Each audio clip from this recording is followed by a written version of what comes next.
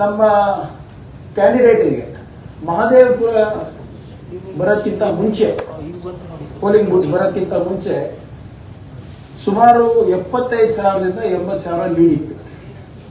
ಇದು ಒಂದೇ ಕ್ಷೇತ್ರದಲ್ಲಿ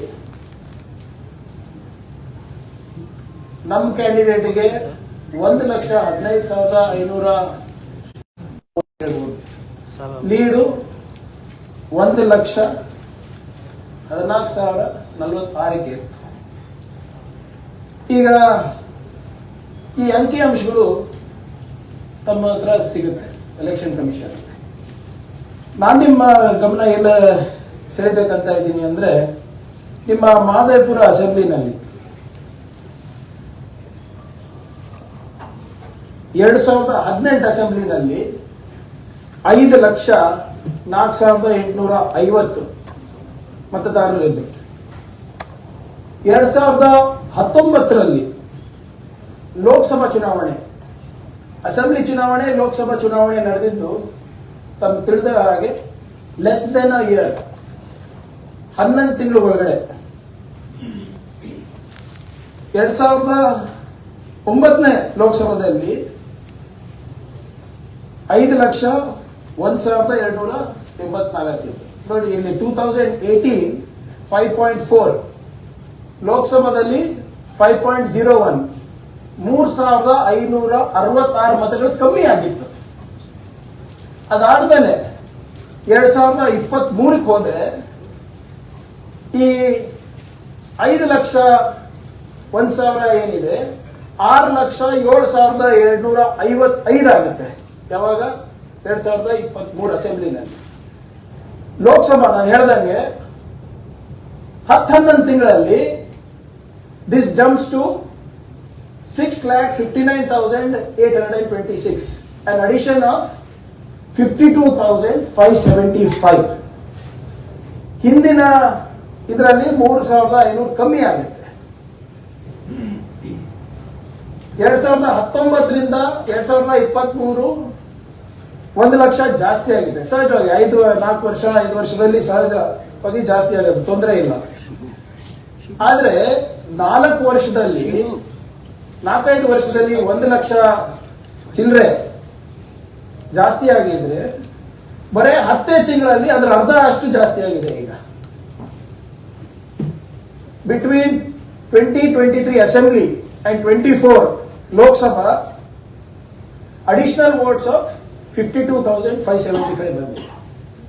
ನಾನು ಹೇಳ್ದಂಗೆ 5,01,274 2019, ಅದು 6,07,255 2023ರಲ್ಲಿ 4 ವರ್ಷ ತಗೋತು. ಆದ್ರೆ 52,575 ಓಟು ಬರೀ 11 ತಿಂಗಳಲ್ಲಾಗಿದೆ. ಅಂದ್ರೆ ಈ 11 ತಿಂಗಳಲ್ಲಿ ಪ್ರತಿದಿನ 160 ಮತಗಳು ಆಡ್ ಆಗಿದೆ. Every day 160 people have been added to the voter list. ಇದನ್ನ ರಾಹುಲ್ ಗಾಂಧಿ ಅವರ ಟೀಮ್ ಇರ್ಬೋದು, ಮನ್ಸೂರ್ ಅವರ ಟೀಮ್ ಇರ್ಬೋದು, ಸಂಪೂರ್ಣವಾಗಿ ವೆರಿಫೈ ಮಾಡೋದು. ಏನಿದೆ, ಯಾಕೆ 4 ವರ್ಷದಲ್ಲಿ 1 ಲಕ್ಷ, 11 ತಿಂಗಳಲ್ಲಿ 52,000, half of it, 50% again jump ಆಗಿದೆ. ಹೇಗೆ ಅಂತ every document that we are showing you today or that we will submit to Election Commission is verified by government sources, is verified by Election Commission of India and is got through RTI. ಯಾರು ಕೂಡ ಗಾಳಿನಲ್ಲಿ ಗುಂಡು ಹಾರಿಸೋ ಕೆಲಸ ಮಾಡ್ತಾ ಇಲ್ಲ. ಬಿಜೆಪಿಯವರು ಏನಾದ್ರೂ ಹೇಳ್ಬಹುದು, ನಾವು ಇವತ್ತೇನು ಡೇಟಾ ತೋರಿಸ್ತಾ ಇದೀವಿ ತಮಗೆ, ಅದನ್ನ ವೆರಿಫೈ ಮಾಡಿ, ಸರ್ಕಾರದಲ್ಲಿ ವೆರಿಫೈ ಮಾಡಿ, ಕೇಂದ್ರ ಸರ್ಕಾರದಲ್ಲಿ ವೆರಿಫೈ ಮಾಡಿ, ಚುನಾವಣೆ ಆಯೋಗದಲ್ಲಿ ವೆರಿಫೈ ಮಾಡಿ, ನೀವು RTI ಬೇಕಾದ್ರೆ ಹಾಕೊಳ್ಳಿ. ಈ ನಂಬರ್ ಯಾಕೆ ಕುತೂಹಲ ಇದೆ ಅಂತ ಹೇಳ್ತಾ ಇದ್ದೀನಿ ಅಂದ್ರೆ, ಯಾವುದು 52,575 ನಾನು ಹೇಳ್ದಂಗೆ 11 ತಿಂಗಳಲ್ಲಿ ಆಗಿದೆ. ಯಾಕೆ ಇದು ಇಂಟ್ರೆಸ್ಟಿಂಗ್ ಅಂದ್ರೆ, ECI ಗೈಡ್ಲೈನ್ಸ್ ಏನ್ ಹೇಳುತ್ತೆ, ಚುನಾವಣೆ ಆಯೋಗ ಗೈಡ್ಲೈನ್ ಏನಿರುತ್ತೆ, ದಯವಿಟ್ಟು ಇಲ್ಲಿ ಗಮನಿಸಬೇಕು. ಸ್ವಲ್ಪ ಝೂಮ್ ಮಾಡಬಹುದೇ?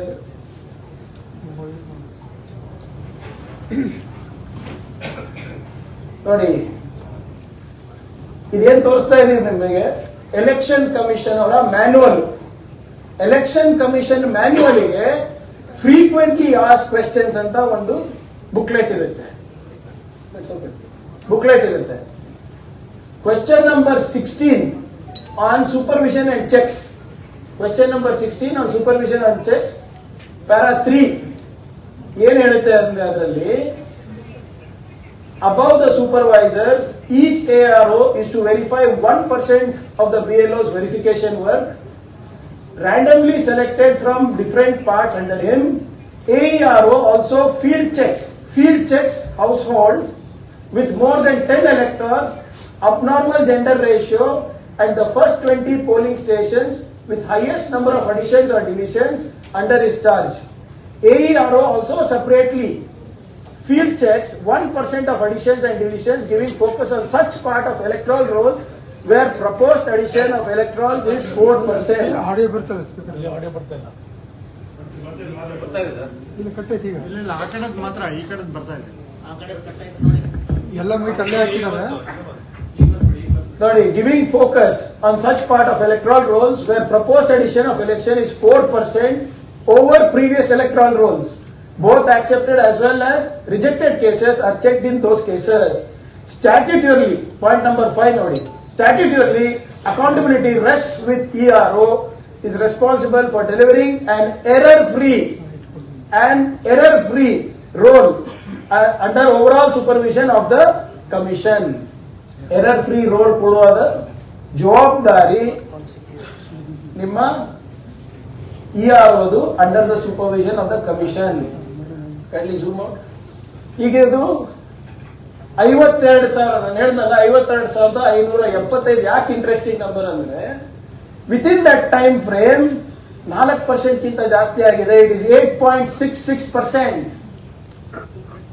4% ಗಿಂತ ಜಾಸ್ತಿ ಆಗಿದ್ರೆ this rule should have kicked in. ಆಯ್ತಾ, ಕಮಿಷನ್ ಅವ್ರ ಜವಾಬ್ದಾರಿ ಮಾಡಿದ್ರ ಅಂತ ನಾವು ಕೇಳ್ತಾ ಇರೋದು. ಇದಂತೂ ಈ ಕಾನೂನಂತೂ ನಾವು ಸೃಷ್ಟಿ ಮಾಡಿಲ್ಲ, ಎಲೆಕ್ಷನ್ ಕಮಿಷನ್ ಅವ್ರದೇ ಕಾನೂನು. ಸೊ ಹಾಗಾಗಿ ಇದು ಫೀಲ್ಡ್ ಚೆಕ್ ಮಾಡಿದಾರ ಇಲ್ಲ, ಮಾಡಿದ್ರೆ ಹೀಗಾಗ್ತಾ ಇತ್ತಾ? ಇದ್ರ ಬಗ್ಗೆ ಪ್ರಜಾವಾಣಿನಲ್ಲಿ ಮುಖಪುಟದಲ್ಲಿ ರವಿವಾರ ಬಂದಿದೆ. ಅಲ್ಲಿನ ಬೇರ್ಮಟ್ಟದ ಅಧಿಕಾರಿಗಳು ಹೇಳ್ತಾರೆ, ನಾನು ಇದೆಲ್ಲ ಕೊಟ್ಟಿದ್ದೆ, ಮೇಲಿನ ಅಧಿಕಾರಿಗಳು ಅದನ್ನ ಡಿಲೀಟ್ ಮಾಡಿಲ್ಲ ಅಂತ ಹೇಳ್ತಾರೆ. ಅಂದ್ರೆ ಮೇಲಿನ ಅಧಿಕಾರಿಗಳು ಯಾರು ಹಿಡಿತದಲ್ಲಿದ್ದಾರೆ, ಯಾರ ನಿರ್ದೇಶನದ ಮೇಲೆ ಕೆಲಸ ಮಾಡ್ತಾರೆ, ಅದಕ್ಕೆ ಉತ್ತರ ಬೇಕಲ್ಲ ನಮಗೆ. ಮತ್ತೆ ತಾವು ರಾಹುಲ್ ಗಾಂಧಿ ಅವರ ಪ್ರೆಸೆಂಟೇಷನ್ ಅನ್ನ ಗಮನಿಸಿರಬಹುದು. ಅವರೇನ್ ಹೇಳ್ತಾರೆ, there have been 5 types of discrepancies, 5 types of frauds. ಯಾವ fraud? Type 1, duplicate voters 11,965. Fake and invalid addresses 40,009. Bulk voters in single address, ಸಾಕಷ್ಟು ಜನ ರಿಯಾಲಿಟಿ ಚೆಕ್ ಮಾಡಿದಿರ ನಮ್ಮ ಮೀಡಿಯಾ ಸ್ನೇಹಿತರಿಗೆ. Bulk voters in single addresses 10,452. Invalid photos 4,132. Misuse of form 6 33,692. ಒಟ್ಟಾರೆ 1,250,000 ದಾಖಲೆಗಳನ್ನ ನಾವು ಪರಿಶೀಲಿಸಿ ತಮ್ಮ ಮುಂದೆ ಬಂದಿದ್ದೇವೆ. ಅದಕ್ಕೆ ಯಾವುದಕ್ಕೆ ದಾಖಲೆ ಬೇಕು, ನಾವು ಆಯೋಗಕ್ಕೂ ಕೊಡಕ್ಕೆ ರೆಡಿ ಇದ್ದೀವಿ, ತಮಗೂ ಕೊಡಕ್ಕೆ ರೆಡಿ ಇದ್ದೀವಿ. ಬಿಜೆಪಿ ಅವರು ಮನವಿ ಮಾಡಿದ್ರೆ ಅವರಿಗೂ ಕೊಡಕ್ಕೆ ರೆಡಿ. ನೆಕ್ಸ್ಟ್ ಈಗ ಟೈಪ್ 1 ನಲ್ಲಿ ನಿಮ್ಗೆಲ್ಲ ಟೈಪ್ ನಲ್ಲೂ ಒಂದೆರಡು ಉದಾಹರಣೆ ಕೊಡ್ತೀನಿ. Duplicate voter. Definition of duplicate voter ಏನಿದೆ? A duplicate voter is a single individual for whom the ECI, Election Commission of India, has registered multiple, 2 or more times in the electoral rolls, either in the same booth or in different booths, thereby enabling them to vote more than once. ಇದು definition of ECI. ಒಬ್ಬರಿಗೆ 2 ಕಡೆನೂ ಇರಬಾರ್ದು, 3-4 ಬಿಟ್ಬಿಟ್ಟು. ಮೊದಲನೇ ಉದಾಹರಣೆ ನೀವು ನೋಡ್ಬೇಕಂದ್ರೆ ಗುರು ಕಿರತ್ Singh Dang ಅಂತ ಇದ್ದಾರೆ. ಇವರು 26/2/2024 ರಿಜಿಸ್ಟರ್ ಮಾಡ್ಕೋತಾರೆ. 27/2/2024 ಮತ್ತೊಮ್ಮೆ ಅರ್ಜಿ ಸಲ್ಲಿಸ್ತಾರೆ. 28/2/2024 ಕೂಡ ಇವರು ಅರ್ಜಿ ಸಲ್ಲಿಸ್ತಾರೆ. 3 ಸರಿ ಅವರು ಅರ್ಜಿಯನ್ನ ಹಾಕ್ತಾರೆ. 3 ಸರಿ ಅರ್ಜಿ ಹಾಕಿದವರಿಗೆ ಚುನಾವಣೆ ಆಯೋಗದವರು 4 ಸರಿ ಅವರಿಗೆ ವೋಟರ್ ಮಾಡ್ತಾರೆ with different EPIC cards. 4 different booths ನಲ್ಲಿ ಅವ್ರ ವೋಟ್ ಇದೆ. ಬೂತ್ ನಂಬರ್ 116 ಅವ್ರ ಎಪಿಕ್ ಕಾರ್ಡ್ ನಂಬರ್ ನೋಡಿ, ಬೂತ್ ನಂಬರ್ 124 ಅವ್ರ ಎಪಿಕ್ ಕಾರ್ಡ್ ನೋಡಿ, ಬೂತ್ ನಂಬರ್ 125 ಎಪಿಕ್ ಕಾರ್ಡ್ ನೋಡಿ, ಬೂತ್ ನಂಬರ್ 126 ಎಪಿಕ್ ಕಾರ್ಡ್ ನೋಡಿ. ಯಾವ ವ್ಯಕ್ತಿ 3 ಸರಿ ಅರ್ಜಿ ಹಾಕಿದಾನೆ, 4 ಸರಿ ಇವರು ಮತದಾನದ ಹಕ್ಕು ಕೊಟ್ಟಿದ್ದಾರೆ, ಇವರಿಗೆ ಲೆಕ್ಕನೇ ಅರ್ಥ ಆಗ್ತಾ ಇಲ್ಲ. ಅಂಡ್ ಇವರು ಬಿಜೆಪಿದವರು ಮತ್ತೆ ಆಯೋಗದವರು ಪ್ರೂಫ್ ಕೊಡಿ ಅಂತ ಇದಾರಲ್ಲ. ನಾನು ಕೈ ಜೋಡಿಸಿ ನಿಮ್ಮ ಹತ್ರ ಕೇಳ್ಕೊತಾ ಇದ್ದೀನಿ, ಆಯೋಗದವರಿಗೆ ಮತ್ತೆ ನಮ್ಮ ಬಿಜೆಪಿ ಸ್ನೇಹಿತರಿಗೆ ದಯವಿಟ್ಟು ಅಧ್ಯಯನ ಮಾಡಿ. This information is not my information, it is the special summary revision held on April 4th, 2024. Special summary revision ಯಾರಿಗೆ ಮಾಡೋದು ಅಧಿಕಾರ ಇದೆ? ಅದಕ್ಕೆ ರಾಜ್ಯ ಸರ್ಕಾರ ಮಾಡುತ್ತಾ? ಕಾಂಗ್ರೆಸ್ ಪಾರ್ಟಿ ಮಾಡ್ತಿದ್ದ? ರಾಹುಲ್ ಗಾಂಧಿ ಅವರು ಮಾಡ್ತಾರ? ನಿಮ್ಮ ರಿವಿಷನ್ ಲಿಸ್ಟ್ ಅಲ್ಲಿ ಬಂದಿರೋದು ಇದು. ರಿವಿಷನ್ ಅಂದ್ರೆ ಏನು? ಪರಿಷ್ಕರಣೆ, ರಿವ್ಯೂ. ಏನಾದ್ರು ಲೋಪಗಳಿದ್ರೆ ತಿದ್ದೋದು. ಇಲ್ಲಿ ನೋಡಿದ್ರೆ ನೀವು 3 ಸರಿ ಅರ್ಜಿ ಹಾಕಿದವ್ರಿಗೆ 4 ಸರಿ ಮತದಾನದ ಹಕ್ಕು ಕೊಟ್ಬಿಟ್ಟು ರಾಹುಲ್ ಗಾಂಧಿ ಅವರಿಗೆ ನೀವು ನೋಟಿಸ್ ಅಲ್ಲಿ ಕೊಡ್ತೀರಾ? ಇಲ್ಲಿ ಇನ್ನೊಂದು ನನಗೆ ತಾವು ಬಹಳಷ್ಟು ಕಡೆ ತಾವು ಗಮನಿಸ್ಬಿಡ್ತೀರಾ ಮುಂದೆ ಎಲ್ಲ ಎಪಿಕ್ ನಂಬರ್ಗಳು ಹೆಂಗ್ ಬೇಕಂತ ಹೆಚ್ಚಿದ್ದಾರೆ. What is EPIC card? EPIC card ಅಂದ್ರೆ ಎಲೆಕ್ಟರ್ಸ್ ಫೋಟೋ ಐಡೆಂಟಿಟಿ ಕಾರ್ಡ್. ಯಾರು ಇಶ್ಯೂ ಮಾಡ್ತಾರೆ? ಇದು ರಾಜ್ಯ ಸರ್ಕಾರ ಮಾಡ್ತಾರ, ರಾಹುಲ್ ಗಾಂಧಿ ಅವರು ಮಾಡ್ತಾರ, ಏನು ಆಯೋಗದವ್ರು ಮಾಡ್ತಾರ? ಈಗ ಇವರು ಇಷ್ಟೆಲ್ಲ ಎಪಿಕ್ ಕಾರ್ಡ್ಸ್ ಹೆಂಗ್ ಸಿಕ್ತು?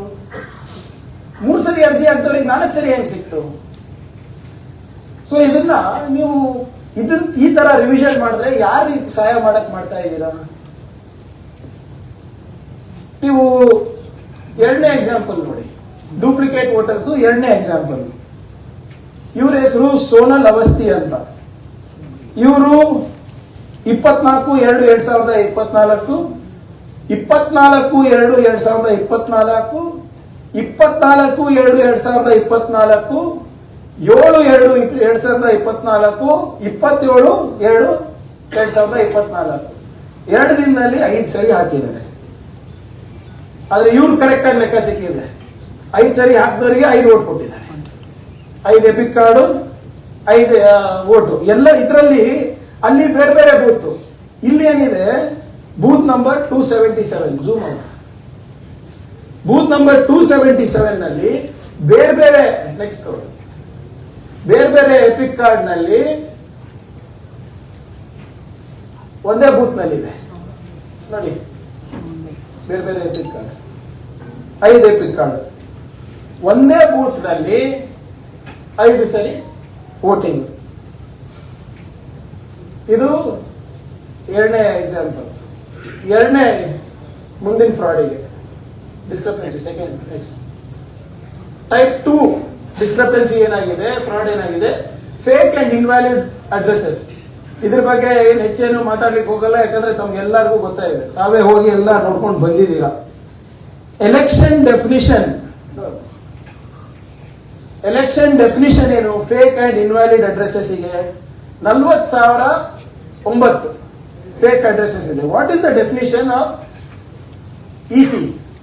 Fake or invalid addresses proof is one that does not contain or match the mandatory address fields in Form 6 or false or fails to provide verifiable address details as required under the registration of electors roll. ಇದು ಗಮನಿಸಬೇಕು ದಯವಿಟ್ಟು.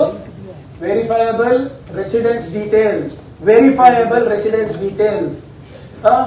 And as per ECI's Form 6, all address fields, house number, street, cross name, street, cross number, locality name, town, area name, are mandatory, compulsory. ನಾವು RTI ನಾವು ನೋಡಿದಾಗ booth number 432 ನಲ್ಲಿ zoom ಮಾಡಿ, house number 0, house number 0, house number 0, house number 0. ಅವ್ರ ತಂದೆ ಹೆಸರು ನೋಡಿ, ಉಮೇಶ್ ಅವ್ರ ತಂದೆ ಹೆಸರು ಗೊತ್ತಿಲ್ಲ, HGAS ಏನೋ ಇದೆ, HDL ಅಂತ ನೋಡಿ ಎಷ್ಟಿದೆ ಅಲ್ಲಿ ಝೂಮ್ ಮಾಡಿ. ಸುನಿಲ್ ತಂದೆ ಹೆಸರು JFNSDUNFG, ನಂಗೆ ಪ್ರೊನೌನ್ಸಿಯೇಷನ್ ಮಾಡೋದಿಲ್ಲ. ಇಂಥದ್ದು ಜನರಲಿ ಹೆಂಗಿರ್ತದೆ ಅಂದ್ರೆ ಇದು ರ್ಯಾಂಡಮ್ ಆಲ್ಫಾಬೆಟ್ಸ್ ಅಲ್ಲಿ ನಮ್ಮ ಸ್ಕ್ಯಾಂಡಿನೇವಿಯನ್ ಕಂಟ್ರಿ ನೋಡ್ತೀವಿ, ಅದು ಅವ್ರ ಪ್ರೊನೌನ್ಸಿಯೇಷನ್ ಬರಲ್ಲ ಅವ್ರದೆಲ್ಲ. ನೋಡಿ ಹೆಂಗೆ, ಸರಿತಾ ದೇವಿ ಅವರು ತಂದೆ ಹೆಸರು ISDFHUG, ಹೌಸ್ ನಂಬರ್ 0. ನೆಕ್ಸ್ಟ್ ಅದು ಬರೇ 0 ಅಷ್ಟೇ ಅಲ್ಲ ನೋಡಿ, ದೇ ಹ್ಯಾವ್ ಪುಟ್ ಈ ಬೂತ್ ನಂಬರ್ 432 ನಲ್ಲಿ ಬಹಳಷ್ಟು ಕಡೆ ಶೂನ್ಯ ಇದೆ ಅಡ್ರೆಸ್, ಮತ್ತೆ ಬಹಳಷ್ಟು ಕಡೆ ಸ್ಪೆಷಲ್ ಕ್ಯಾರೆಕ್ಟರ್ ಅಂದ್ರೆ ಏನು, ಡಾಟ್, ಡ್ಯಾಶ್, ಹೈಫನ್, ಸೆಮಿಕೋಲನ್ ಇವೆಲ್ಲಾನು ಕೂಡ ಇರುತ್ತೆ. ಈಗ just go to the previous slide please. ನೋಡಿ ಇಲ್ಲಿ ಬಹಳ ಸ್ಪಷ್ಟವಾಗಿ ಹೇಳ್ತಾರೆ, ನೀವು verifiable residence details as required under registration of electoral rolls. So verifiable residence proof ಅಂದ್ರೆ ಏನು? ನೆಕ್ಸ್ಟ್, ವೆರಿಫೈ ರೆಸಿಡೆನ್ಷಿಯಲ್ ಪ್ರೂಫ್ ಮದುವೆ ಕಾರ್ಡ್. ಒಪ್ತೀರಾ? ಮದುವೆ ಕಾರ್ಡ್ ಯಾವತ್ತಾನೋ ನೀವು ನೋಡಿದೀರಾ ರೆಸಿಡೆನ್ಸ್ ಪ್ರೂಫ್ ಅಂತ? ಇದು ಎಲ್ಲಿಂದ ಸಿಕ್ಕಿದ್ದು? ನಮ್ಮ RTI ಅಪ್ಲಿಕೇಶನ್ ನಂಬರ್ ಕೂಡ ನಾವು ಹಾಕಿದೀವಿ, ಬಿಜೆಪಿ ಅವರು ತಗೋಬೋದಿದ್ರಿ. Booth number 432 Mahadevapura, you have a voter who is given a wedding card as proof of address. Next ತಗೊಳ್ಳಿ. ಇದೇ ಬೂತ್ ನಂಬರ್ 27 ನಲ್ಲಿ ಮದನ್ ಅಂತ ಒಬ್ಬ ಯುವಕ, ತಂದೆ ಹೆಸರು ನಾಗರಾಜ P. ಮದನಿನ ಮನೆ ಸಂಖ್ಯೆ 0. ಅವ್ರು ಯಾವ ಅಡ್ರೆಸ್ ಪ್ರೂಫ್ ಕೊಟ್ರಿ ಅಂತ ನಾವು ಪರಿಶೀಲನೆ ಮಾಡಿದಾಗ RTI ನಲ್ಲಿ ನಮ್ಗೆ ಸಿಕ್ಕಿದ್ದು ಆಧಾರ್ ಕಾರ್ಡ್ ಇಂದ ಕೊಟ್ಟಿದ್ದಾರೆ ಅಂತ. ಈಗ ಆಧಾರ್ ಕಾರ್ಡ್ ಗಮನಿಸಿ ದಯವಿಟ್ಟು, ಝೂಮ್ ಇನ್ ನನ್ನ ಆಧಾರ್ ಕಾರ್ಡ್ ನೋಡಿ. Address son of Nagaraja P, Byappanahalli. ಹುಡುಕಾಗುತ್ತಾ ಸರ್ ಯಾರನ್ನ? ಹುಡುಕಾಗುತ್ತಾ? Madan Kumar also is a common name, Nagaraja also is a common name in Karnataka. Byappanahalli ಬರೇ ಏರಿಯಾ ಹೆಸರು, ಅದು ವಿಸ್ತರಣೆ ಎಷ್ಟು ದೊಡ್ಡದಿದೆ ಬೈಯಪ್ಪನಹಳ್ಳಿ ನಿಮಗೆ ಗೊತ್ತಿದೆ. ಅದ್ರ ನನಗೇನು ಅನುಮಾನ ಬರ್ತಾ ಇದೆ, ಫೇಕ್ ಆಧಾರ್ ಕಾರ್ಡ್ಸ್ ಗಳನ್ನ ಕೂಡ ಸೃಷ್ಟಿ ಮಾಡ್ತಾ ಇದ್ದಾರಾ, ಮಾಡಿಬಿಟ್ಟು ಅದನ್ನ ಅಡ್ರೆಸ್ ಪ್ರೂಫ್ ಕೊಡ್ತಾ ಇದ್ದಾರಾ ಅಂತ ಅನುಮಾನ ಮೂಡುತ್ತೆ. ಇನ್ನ ಒಂದು ನೋಡಿ, 4ನೇ ಉದಾಹರಣೆ, ಬೂತ್ ನಂಬರ್ 480 ಅಂಡ್ 481 ನಲ್ಲಿ ವಿನಯ್ ಕುಮಾರಿನ ಅಡ್ರೆಸ್ ನೋಡಿ, ಹೌಸ್ ನಂಬರ್ ಇಸ್ ಹೌಸ್, ಮನೆ ನಂಬರು ಮನೆ. ಆಮೇಲೆ ಅವ್ರು ಕೊಟ್ಟಿರೋ ದಾಖಲೆ ಏನು? TC, transfer certificate address proof ಆಗುತ್ತಾ ಎಲೆಕ್ಟ್ರಲ್ ರೋಲ್ಸ್ಗೆ? ಇನ್ನ ಕೆಲವು ಕಡೆ ಕಾಮೆಡ್ ಕೇದು ಇದೆ, ಹಾಲ್ ಟಿಕೆಟ್, ಕಾಮೆಡ್ ಕೇದು ಹಾಲ್ ಟಿಕೆಟ್ ಕೂಡ ಇವರು ಅಡ್ರೆಸ್ ಪ್ರೂಫ್ ಆಗಿ ಸ್ವೀಕಾರ ಮಾಡ್ಕೊಂಡಿದ್ದಾರೆ ಕಮಿಷನ್. ನೆಕ್ಸ್ಟ್ ತಗೊಳ್ಳಿ.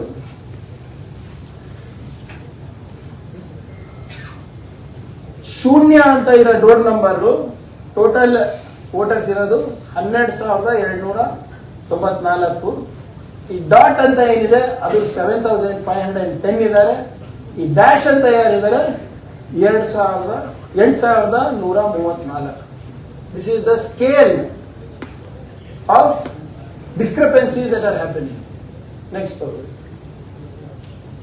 ಮೂರನೇ ತರ ಫ್ರಾಡ್. ಇದು ಎಲ್ಲರೂ ಬಹಳ ಜನ ಮಾಧ್ಯಮದವರು ಆಗ್ಲೇ ಹೋಗ್ಬಿಟ್ಟಿದ್ದೀರಾ.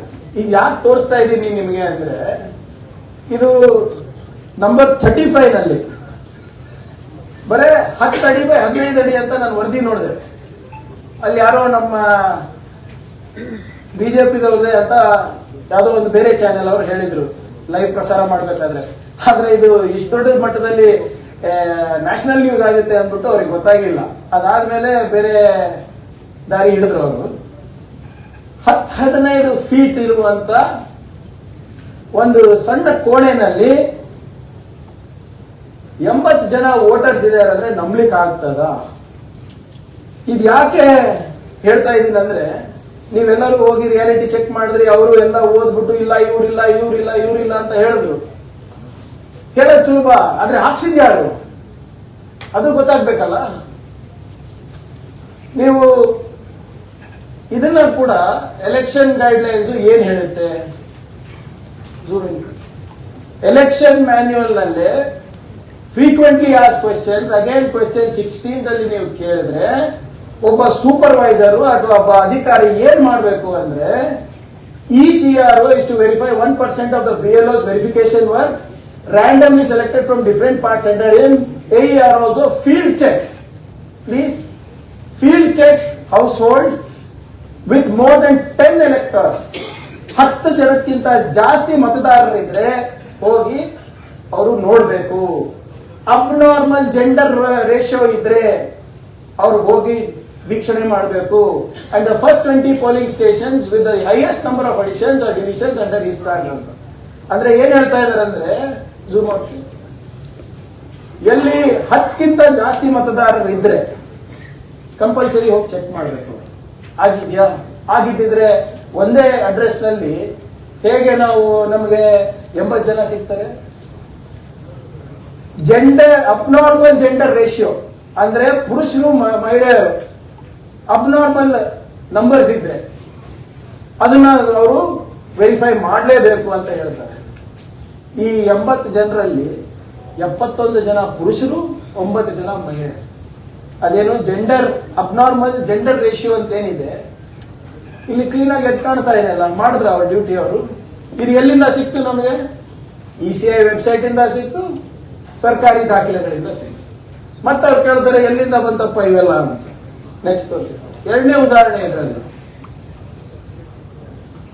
ಈ ಒಂದು ಸಣ್ಣ ಕೋಣೆನಲ್ಲಿ ಒಂದು ರೂಮ್, ಒನ್ ಬೆಡ್ರೂಮ್ ಹೌಸ್ ಇದೆ. ಇದರಲ್ಲಿ 46 ಜನ ಇದ್ದಾರೆ. ನೀವು ಇದನ್ನು ಕೂಡ ನಮಗೆ special summary revision of April 4, 2024 ರಲ್ಲಿ ಸಿಕ್ಕಿದ್ದು ನಮಗೆ. ಈಗ ಇಷ್ಟು ಮಂದಿ ಇವ್ರ ಮಾಲೀಕರಿಗೆ ಕೇಳಿದ್ರೆ ನಾವು ಯಾರಿಲ್ಲ ಸ್ವಾಮಿ, ನಾವು ನಮ್ಮ ಮಗ ನಮ್ಮ ಹೆಂಡತಿ ಅಷ್ಟೇ ಇರೋದು ಅಂತ ಹೇಳ್ತಾರೆ. ಮತ್ತೆ ಯಾರು ಹಾಕಿಸ್ತಾ ಇದ್ದಾರೆ ಇವರಿಗೆ ಬೂತ್ ನಂಬರ್ 366 ನಲ್ಲಿ? ಯಾರ್ದು ಇಂಟ್ರೆಸ್ಟ್ ಇರ್ಬೋದು? ನೆಕ್ಸ್ಟ್ ಅವರು 3ನೇ ಉದಾಹರಣೆ. ಇದಂತೂ ಎಲ್ಲರೂ ಹೋಗಿ ಬಂದ್ಬಿಟ್ಟಿದ್ದೀರಾ ನಮ್ಮ ಸ್ನೇಹಿತರು, ಬಿಯರ್ ಕ್ಲಬ್ ಅಂತ. ಇಲ್ಲೇನ್ ಹೇಳ್ತಾರೆ ಇವರು, ಬೂತ್ ನಂಬರ್ 243, 244 and 245 ನಲ್ಲಿ ಇಲ್ಲಿ 68 ಜನ ಇದಾರಂತೆ. ಇದ್ರದ್ದು ರಿಯಾಲಿಟಿ ಚೆಕ್ ಮಾಡಿದೀರಾ? ಅಲ್ಲಿ ಯಾರು ಅಲ್ಲಿ ವಾಸ ಇಲ್ಲ. ಅದು commercial establishment, it's a lounge, it's a pub. ಅಲ್ಲಿ ಹೇಗೆ ವೋಟರ್ಸ್ ಇರಕ್ ಸಾಧ್ಯ ಇರ್ತದೆ? ಇದಕ್ಕೆ ಕೂಡ ಎಲೆಕ್ಷನ್ ಕಮಿಷನ್ ಗೈಡ್ ಲೈನ್ಸ್ ಇದೆ. ನೆಕ್ಸ್ಟ್ ತೋರಿಸಿ. 62 ಜನ ಅಲ್ಲಿ ಹೋಗಿ ಕೇಳಿದಾಗ ಯಾರು ಇರಲ್ಲ ಅಂತ ಕೂಡ ಜನರಲ್ ಮ್ಯಾನೇಜರ್ ಏನೋ ಫೋನ್ ನಲ್ಲಿ ಹೇಳಿದಾರೆ ಒಬ್ರು ನಮ್ಮ ಮಾಧ್ಯಮ ಸ್ನೇಹಿತರಿಗೆ ಅಂತ ಹೇಳ್ತಾ ಇದ್ರು. ಇದರಲ್ಲಿ ಹೇಳ್ತಾರೆ, ಇಲ್ಲಿ ನೋಡಿ, chapter 3 general principles of voter registration, ordinary resident ಯಾರು ಅಂತ ಅವರು ಡಿಫೈನ್ ಮಾಡ್ತಾರೆ. Just go to this part. The meaning of ordinarily resident as clarified by the ECI is that the place of residence is where a person normally lives and uses the premises for sleeping and other daily living activities. Given this definition, how can voters be registered such as in places such as clubs, pubs, lounges, etc.? ಇದು ಅವ್ರ guideline ಇದೆ ನೋಡಿ. A place used to be ordinarily resident in a place if he uses the place for sleeping. ಬಹಳ ಸ್ಪಷ್ಟವಾಗಿ ಹೇಳ್ತಾ ಇದ್ದಾರೆ. Next ಹೋಗೋದು. So ಇವ್ರು ಚೆಕ್ ಮಾಡ್ಬೇಕಾಗಿರೋದು, ನಾವು 10 to 20 ತಗೊಂಡಿಲ್ಲ, 10 ಮತದಾರಕ್ಕಿಂತ ಹೆಚ್ಚು ಯಾವ ಮನೆಯಲ್ಲಿದ್ದಾರೆ ಅದು ನಾವು ಇನ್ನ ಲೆಕ್ಕ ನಾವು ಕೊಡ್ತಾ ಇಲ್ಲ ನಿಮ್ಗೆ. ಯಾಕಂದ್ರೆ ಒಂದೊಂದು ಕೆಲವು ಮನೆಯಲ್ಲಿ 10, 11 ಇರೋದು ಸಹಜ ಇರ್ತವೆ ಅಂತ. 20 ರಿಂದ 30 ಒಂದೇ ಅಡ್ರೆಸ್ ನಲ್ಲಿ ಇರುವಂತದ್ದು 284, 6621 ವೋಟರ್ಸ್. 30 ರಿಂದ 50 ವೋಟರ್ಸ್ ಒಂದೇ ಸಿಂಗಲ್ ಅಡ್ರೆಸ್ ನಲ್ಲಿ ಇರೋದು 86, 3157 ವೋಟರ್ಸ್. 50ಕ್ಕಿಂತ ಹೆಚ್ಚು ಮತದಾರರು ಒಂದೇ ಅಡ್ರೆಸ್ ನಲ್ಲಿ ಇರುವಂತದ್ದು 10 ಎಸ್ಟಾಬ್ಲಿಷ್ಮೆಂಟ್, ಅದರಲ್ಲಿ 636 ವೋಟರ್. ಒಟ್ಟಾಗಿ 20 ರಿಂದ ಹೆಚ್ಚು ಮತದಾರರು ಒಂದೇ ಅಡ್ರೆಸ್ ಅಲ್ಲಿ ಇರುವಂತಹದ್ದು ಕ್ಲೋಸ್ ಟು ಅರೌಂಡ್ 10,427 ವೋಟರ್ಸ್. ಇದೆಲ್ಲರೂ ಕೂಡ ECI ಮಾಹಿತಿ ಇದೆ. ನೆಕ್ಸ್ಟ್ ಇದು 4ನೇ ತರದ್ದು ಫ್ರಾಡ್ ಆಗಿರೋದು, ಡಿಸ್ಕ್ರಿಪೆನ್ಸಿ ಆಗಿರೋದು. ಇನ್ವ್ಯಾಲಿಡ್ ಫೋಟೋಸ್ ಎಷ್ಟಿವೆ? 4132 ವೋಟರ್ಸ್. ಇದು ಯಾಕೆ ನಾನು ಪ್ರಸ್ತಾಪ ಮಾಡ್ತಾ ಇದ್ದೀವಿ ಅಂದ್ರೆ, as per form 6 election commission of India mandates a recent unsigned color passport size photo of this dimension 4.5 centimeters into 3.5 centimeters, showing a clear frontal view of full face and eyes must be open and both edges of the face must be clearly visible. The image must be sharp, high quality with plain light colored background. ಇದು ECI ಅವರ guideline. ಇಲ್ಲಿ ಯಾವ್ದಾದ್ರು ಒಂದು ಕಾಣಿಸುತ್ತಾ ಇದೆ? ಎಷ್ಟೇ zoom ಮಾಡಿದ್ರು ಕೂಡ ಯಾರ್ದು ಕಾಣಿಸಲ್ಲ. ಇದು ಹೇಗೆ ಅಪ್ರೂವ್ ಆಯ್ತು, ಯಾರು ಅಪ್ರೂವ್ ಮಾಡಿದ್ರು, ಇದಿದೆ. ಇದು ಎಲ್ಲರೂ ಕೂಡ ECI ವೆಬ್ಸೈಟ್ ನಲ್ಲಿ ಸಿಗ್ತದೆ ಈಗಲೂ ಹೋದ್ರೆ. ಈಗ ನೆಕ್ಸ್ಟ್ ಹೋಗೋದು ಟೈಪ್ 5, 5ನೇದು last type of discrepancy, misuse of form 6. Form 6 ಅನ್ನ ಮಿಸ್ಯೂಸ್ ಮಾಡಿ ಎಷ್ಟು ಜನ ಮತದಾರರನ್ನ ಪಟ್ಟಿನಲ್ಲಿ ಸೇರಿಸಿದ್ದಾರೆ ಅಂದ್ರೆ 33,687 ವೋಟ್ಗಳು, 33,692 ವೋಟ್ಸ್. ಫಾರ್ಮ್ 6 ಯಾವ್ದಕ್ಕೆ ಯೂಸ್ ಮಾಡ್ತೀವಿ ನಾವು ಫಸ್ಟ್ ಟೈಮ್ ವೋಟರ್ ಇರಬೇಕು, ಬೇಸಿಕ್ಲಿ 18 to 21, ಅಥವಾ ನಾವು 22, 23, 24 ವರ್ಷ ಅಥವಾ 40 ವರ್ಷ ಇರ್ಬೋದು, ನಾವು ವೋಟ್ ಹಾಕಿಲ್ಲ ಅಂದ್ರೆ ನಾವು ಫಾರ್ಮ್ 6 ಕೂಡ ಅಪ್ಲೈ ಮಾಡಬಹುದು. But misuse of Form 6 is when EC approves and register a single individual multiple times.